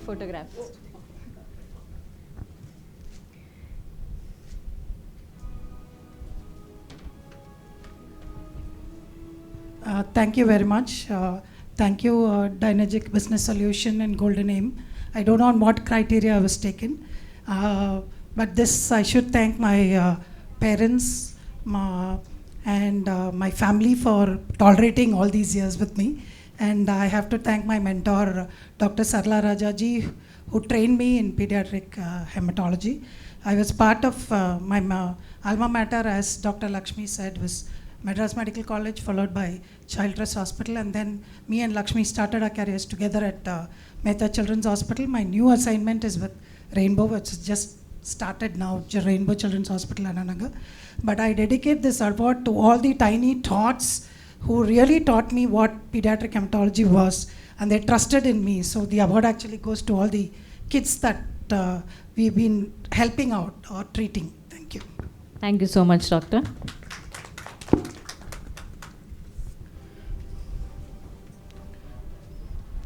And the next award goes to Dr. Deenadayalan, Pediatric Hematologist, MGM Cancer Institute, Chennai, for the most trusted pediatric hematologist in Chennai. Many congratulations, Doctor.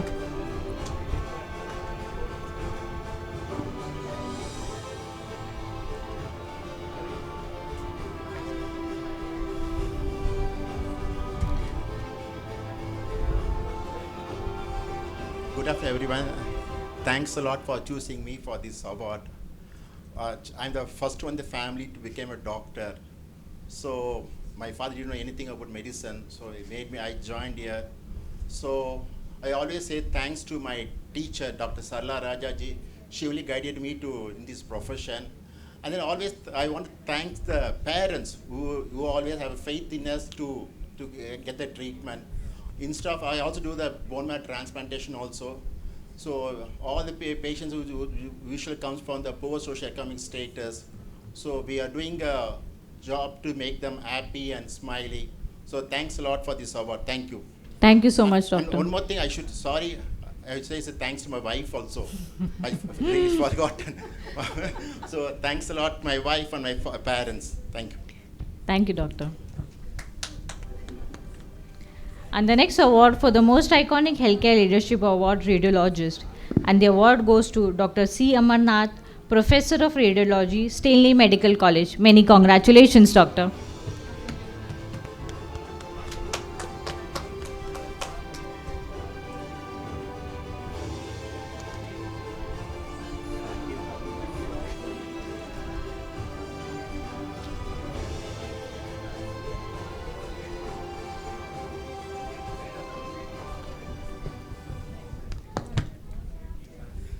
Good afternoon, all.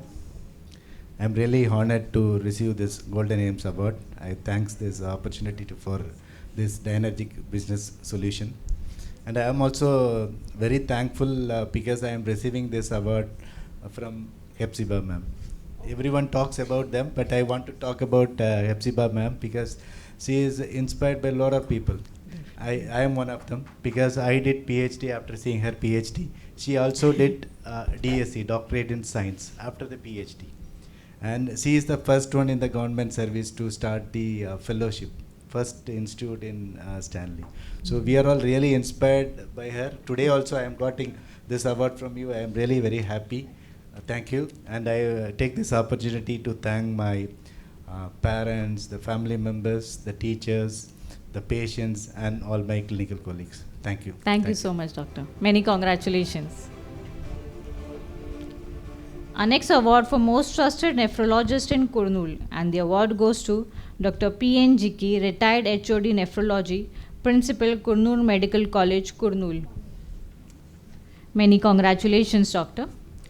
And the next award for the most trusted vascular surgeon in Chennai, and the award goes to Dr. V. Balaji, Senior Vascular Surgeon, Apollo Hospital, Chennai. Many congratulations, Doctor.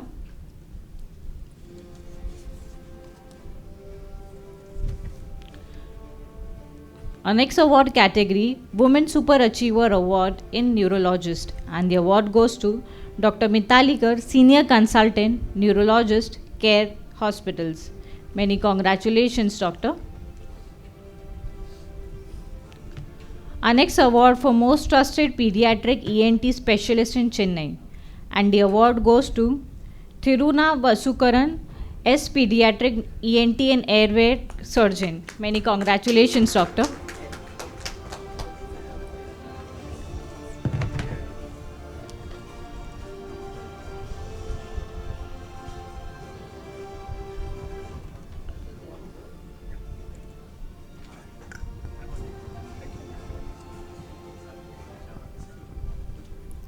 Good afternoon. Thank you very much for the award. Wherever I go, wherever I'm called to the podium, one thing is very common. Nobody has spelled my name correctly. So somehow I'll have to guess that they are calling only me. So I'll come to the stage. So now I tell everyone that you can call Thiru. So that's safer. Even my colleagues call me Thiru only. So thank you very much for the Golden Aim to giving this award.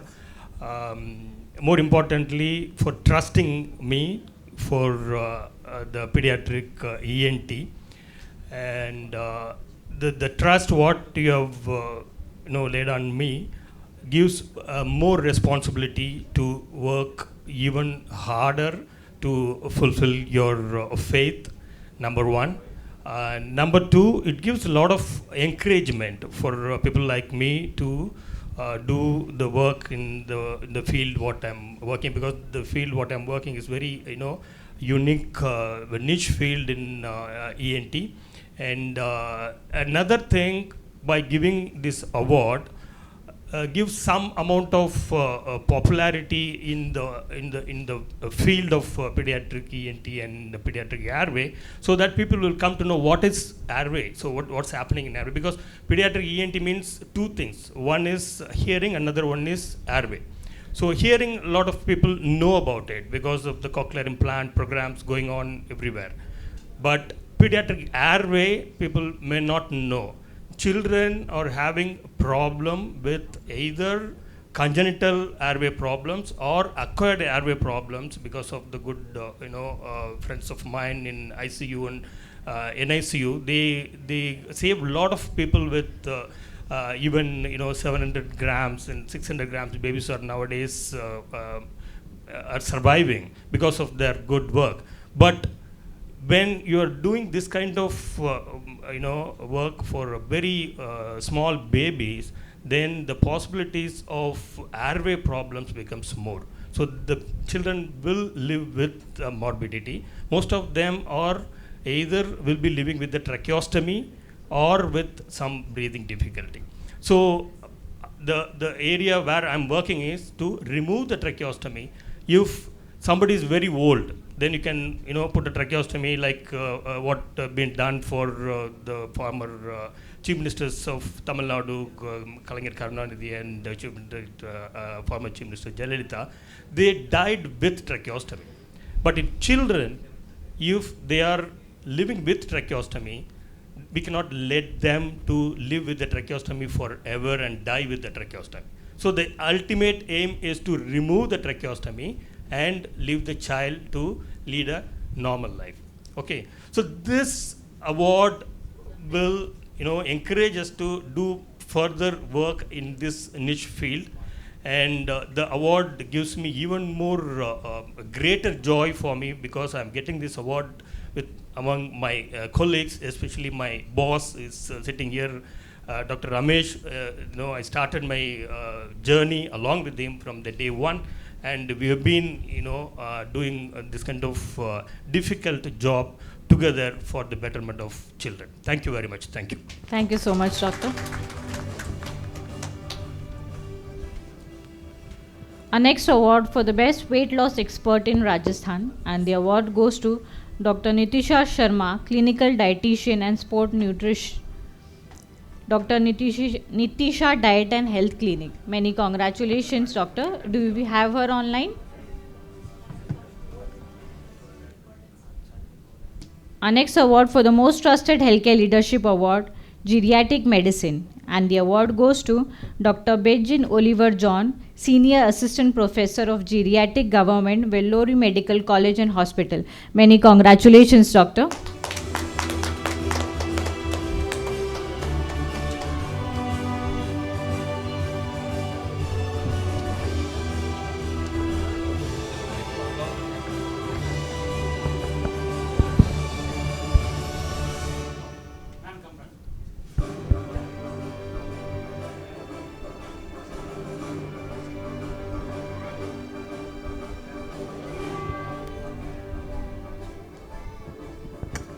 Hello everyone. It's a wonderful initiative by the Golden Aim and the Diagnostic Solutions for this recognizing the healthcare people throughout Pan India.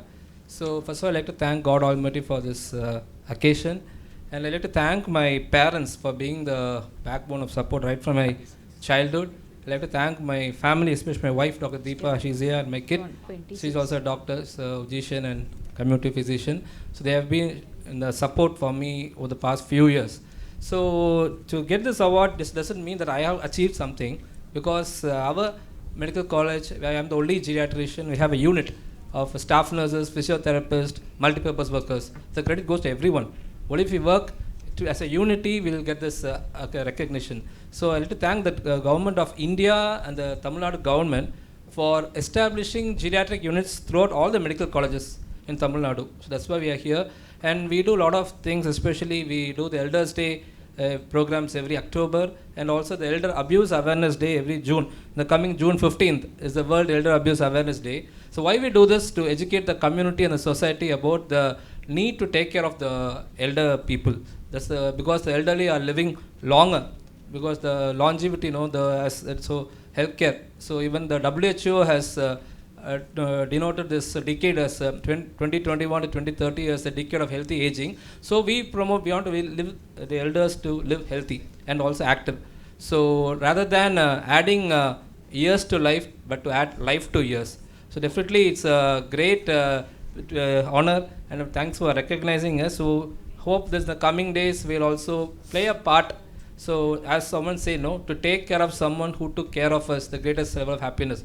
So probably it should start from our family. I should take care of my parents and my elders, and I should tell it about to the society, my students, and everyone, so that it reaches the whole state and the whole world. So thanks for the wonderful opportunity. Yeah. Thank you so much, Doctor.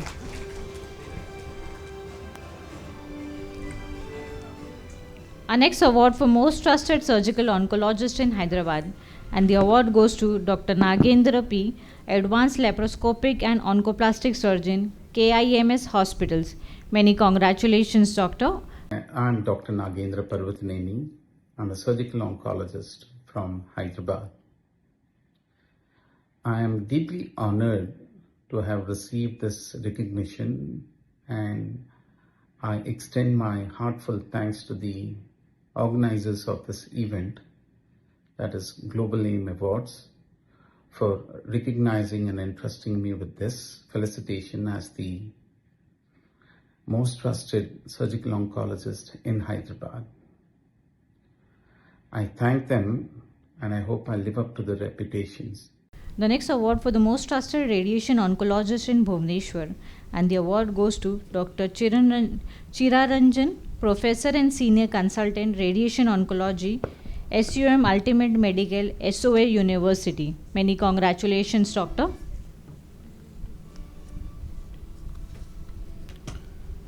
Our next award for the Best Professor Award in Plastic Surgery, and the award goes to Dr. Ravi Kumar Chittoria, Senior Professor and Plastic Surgery Associate, Dean Academic and Head, JIP, Pondicherry. Many congratulations, Doctor. Our next award for Most Trusted Neonatologist in Chennai, and the award goes to Dr. N. Chandra Kumar, Senior Consultant Neonatologist. Many congratulations, Doctor.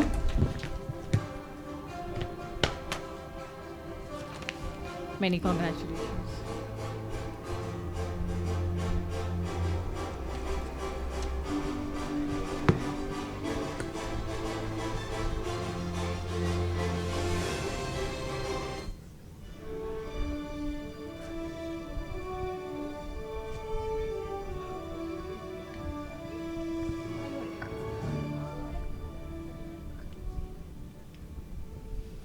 So at the outset, I would like to thank Golden AIM for choosing me as one of the most trusted neonatologists in Chennai. So all of you must be wondering, I think some of you might be wondering what a neonatologist job is, right? So neonatologists are pediatricians who are specialized in the care of small babies. So they are called newborns. Newborns are babies who are less than 28 days old. So we take care of such babies because they are unique. They are born with a lot of complications. Not all babies are normal at birth. So they face a lot of difficulties. Some of them are born before term. That is, they are not in the womb of the mother for the 9 months or so. So they are born earlier. So due to that, they have faced lot of problems. Their weight is low, their organs are not mature, so they are not able to breathe properly after birth. So we have to take care of that. And then even babies who are born at term with a good birth weight, they also can have a lot of problems when there is some difficult delivery, all those things. Or the organs may not be formed well, so due to that reason, or they may catch infections due to that reason.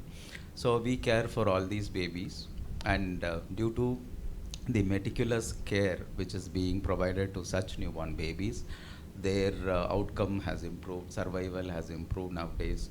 So in India, the neonatal mortality rate was quite high. Now it has come down to almost 23 or 24 per thousand live births, and in our state of Tamil Nadu, it has reached single digit. So the goal of our goal as a national goal is to reach the single digit neonatal mortality rate by 2030, and our state has already achieved it. Okay, so with this quality care, we are able to save the vulnerable babies.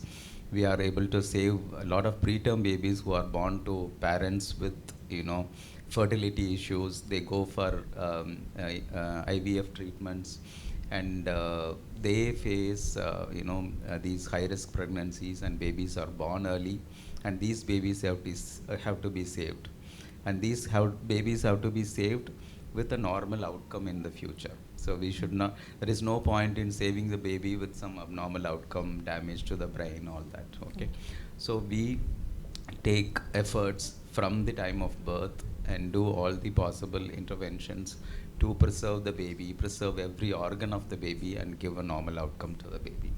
So these awards definitely will help us in ensuring that we continue our journey, our commitment towards care of such babies, and provide a good outcome for all these babies in future. Thank you. Thank you so much, Doctor. Many congratulations, Susan. Our next award for the most trusted medical oncologist in Madurai, and the award goes to Dr. J. Jeba Singh, medical oncologist, Asurvantham Specialty Hospital, Madurai. Many congratulations, Doctor.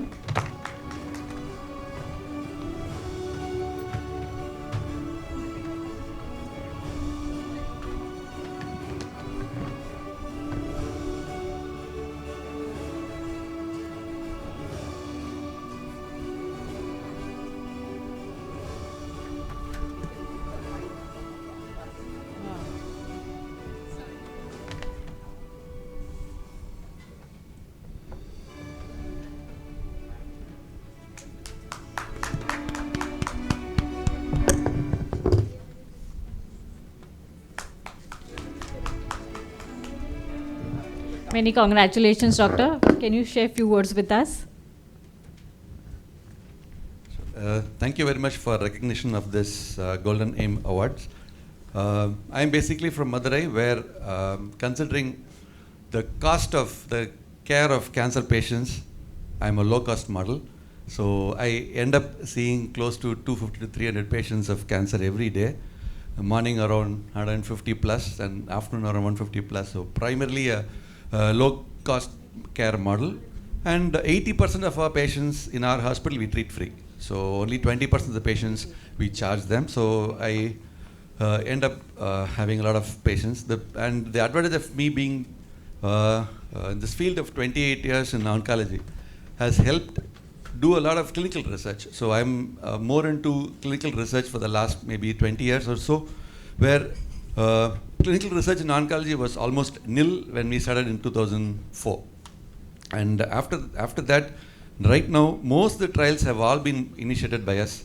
And even in Chennai, I'm continuing to do that in Rela. I come once a week to Rela, and now in MGM on Sundays.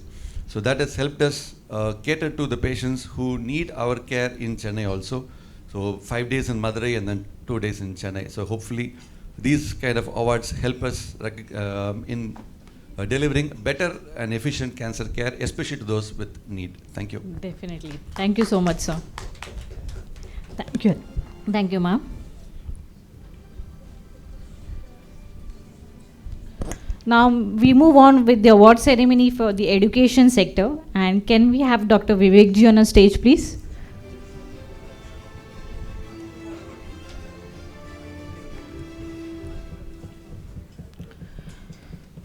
The award for most influential Vice Chancellor Award, and the award goes to Professor H.C. Banyal, Vice Chancellor, Abhilash University.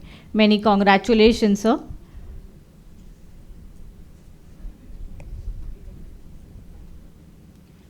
Do we have him on online? Our next award for the most iconic education leader award, West Bengal, and the award goes to Dr. Sajal Das Gupta, Vice Chancellor, University of Engineering and Management, Kolkata. Many congratulations, sir. Thank you so much. Am I audible and visible? Yes, sir. Yes, sir. Okay. Good afternoon to all of you. I am Professor Dr. S. Das Gupta, Sajal Das Gupta. I am the Vice Chancellor of the University of Engineering and Management, Kolkata, West Bengal. I am privileged and grateful to be invited for this ceremonial function of Golden AIM Conference and Awards for Excellence and Leadership in Education, organized today by presenting partners, Dynergic Business Solutions, and others. I feel extremely honored for being nominated for the Most Iconic Education Leader Award in recognition of my professional achievements. Due to the urgent and unavoidable personal preoccupation, I am unable to be present physically at the venue to receive my award. Hence, I am attending this program virtually from my university at Kolkata. My sincere gratitude to the organizer for giving me this opportunity. During my journey since last 33 years as an academic administrator across various functions, being head of the department, dean of research, director of technical education, chairman of the Joint Entrance Examination Board, advisors, vice chancellors, I have tried to reform and enrich the higher technical education in West Bengal. The Government of India has also enabled me to function as academic mentor for quality assessment and upgradation on pan-India basis. Certainly this award and felicitation will greatly inspire me to continue my work for the service to the nation. I like to pay my heartfelt regards to my parents. I am always blessed by them, and my gratitude to my wife for this award. I like to dedicate this award to my entire teaching fraternity. Thank you all. Thank you so much. Thank you, sir. Many congratulations once again. Our next award for the most visionary education leader award, and the award goes to Professor Nima Venkat Rao, former Vice Chancellor, Dr. B.R. Ambedkar University, Andhra Pradesh. Many congratulations, sir. Do we have him online? Our next award for the most innovative education leader award, and the award goes to Dr. K. Sunitha, Associate Professor in Social Work and Dean Faculty of Arts, Department of Social Work, Vikram Simhapuri University, Nellore. Many congratulations, ma'am. Can we have few words from you? Yes, ma'am. It is very great honor to me to recognizing my efforts in the field of education and acknowledging my works. And it gives me immense pleasure, and also it enhances my responsibility towards my profession. As I am engaging in community activities more, being a social work professor. So it further burden, I mean, enhance my responsibility more towards for my commitment with the community activities. So thank you for recognizing me for this award. Thank you. Thank you so much, ma'am. Many congratulations once again. Our next award for Teaching Excellence Award 2024, and the award goes to Dr. M. Rajashekar, Assistant Professor English, Government First Grade College, Santiburu. Many congratulations, sir. We'll move on with the next award. The next award for Most Iconic Vice Chancellor Award, and the award goes to Dr. M. Sundar, Vice Chancellor, Tamil Nadu Physical Education and Sports University, Chennai. Many congratulations, sir. Our next award for the Best Researcher Award, and the award goes to S. Saransaketia, PhD Scholar, Annamalai University. Many congratulations, sir. Our next award for the Most Dynamic Leader Award, Information Technologies, Public Sector, and the award goes to Kapil Sharma, Associate General Manager, HCL Singapore Private Limited. Many congratulations, sir. We request you to please unmute yourself. Hi everyone. Thanks for participate me in this exercise, and I want to first of all thanks to the Golden Aim Organization Committee and the team who has make it possible today. I am deeply honored and humbled to receive the Most Dynamic Leader Award in Information Technology. This recognition is not just a testimony to my individual effort, but also a reflection of the incredible team and the supporting network that surround me, and of course the parents' blessing. So about me, I am stationed in Singapore for more than a decade now, and most of the work of my IT work is around the public sector. So I have done multiple domain works in Singapore, that especially for the taxation of Singapore, that is some higher education sector. Then there is so many smart nation initiative in Singapore, along with some industrial projects. So my passion lies in the leveraging technology to drive the innovations and empowering the organization to achieve their goals. Whether it's not developing a scalable solution, optimizing infrastructure, or enhancing cybersecurity measures. So I am dedicated to deliver results that makes a tangible impact. So very interestingly, I heard many thoughts or the views on the technology in the medicals, and which was not surprising to me. The way technology is leading all the sectors, that's not limited to the hospitalizations, that is to the infrastructure development. This could be a digitalization or the monetization, that could be education sector. So all of the industry are getting impact with the technology. So technology is not stopping here, that continuously evolving with a very high velocity, but that also including multiple threat or the other side of the story. So that also include the cybersecurity threat. So like many of us adapted the technology at the later age of our later part of the life.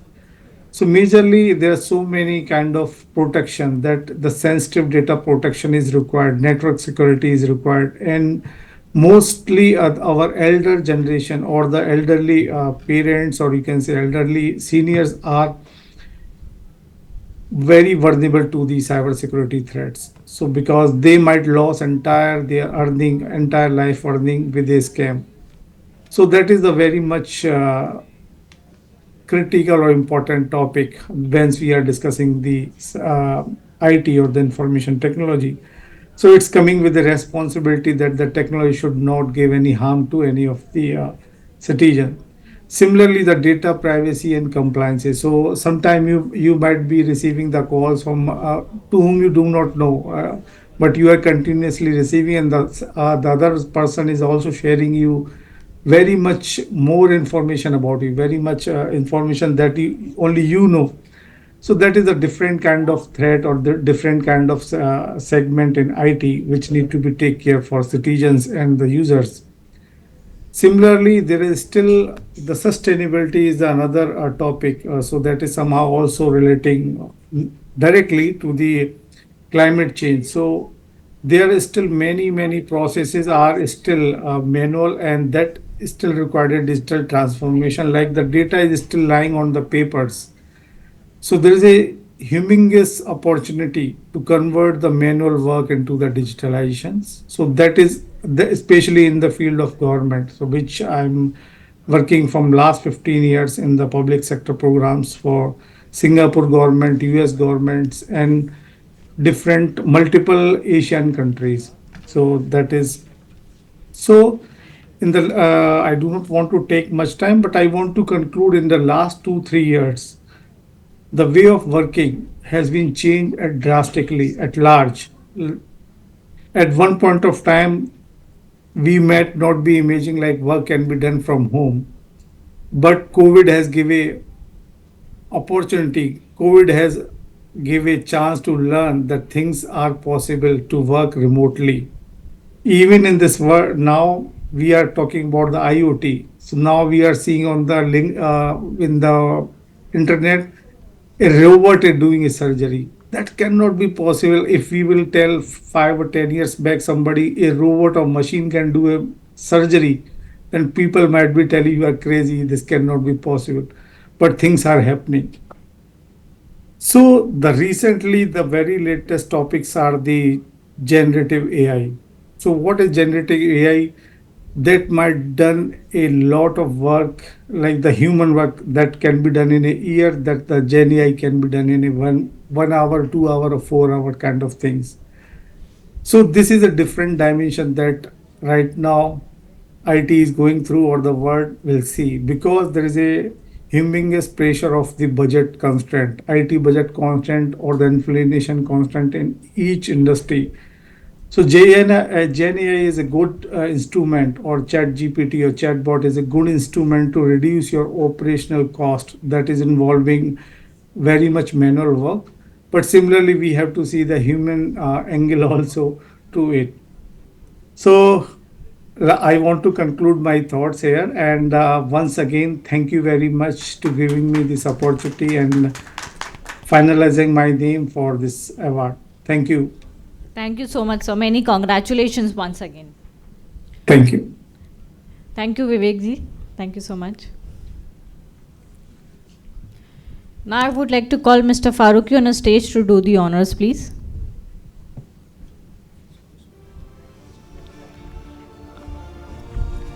Our next award for the Best Researcher Award Mathematics, and the award goes to S. Soni Shakti, PhD Scholar, Anna University. Many congratulations, ma'am. Our next award for the Most Dynamic Education Leader in South India, and the award goes to Dr. Subhadra Purnima, Medical Genetic Counselor, Kamini Life Science, Hyderabad, Inne. Our next award for Best Advisor of the Year Award 2024, and the award goes to Dr. Vivek Trivedi, founder and CEO, shikshakji.com.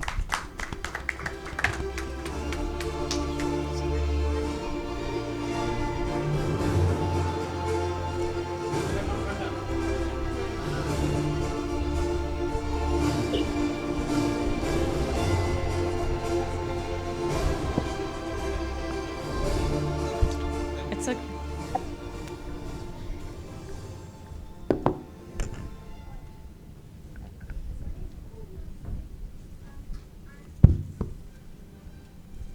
Now with this, we come to end to our closing remarks for the day. It has been an honor to have you all present in our event. Your participation ensure the success of the event. Once again, I thank you everyone for all the kind support. I would like to thank our esteemed speakers for the day, Dr. Vivek Trivedi sir, Dr. Hebziba Kirubamani ma'am, Dr. M. Pradeep, for taking your valuable time for this beautiful day and being a guest speaker for our conference. Our conference is a huge success, all thanks to your enlightened word that inspires so many people out here. I also like to thank our presenting partner, Dinergic Business Solutions CEO and co-founder, Mr. Azharuddin Farooqi, for sharing your kind support and the opportunity to work with you. Last but not the least, to all the participants and the speakers and the award winners, wishing you all a many congratulations and hope to invite you soon again. Thank you everyone. Stay safe, stay healthy.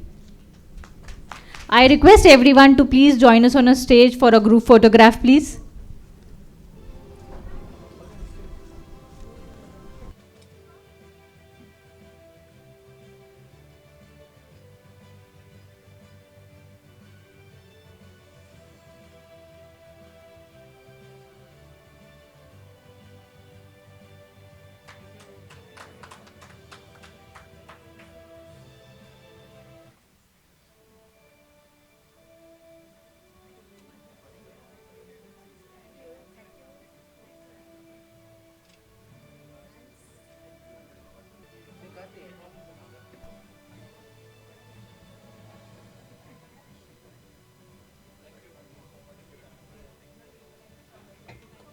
Recording stopped.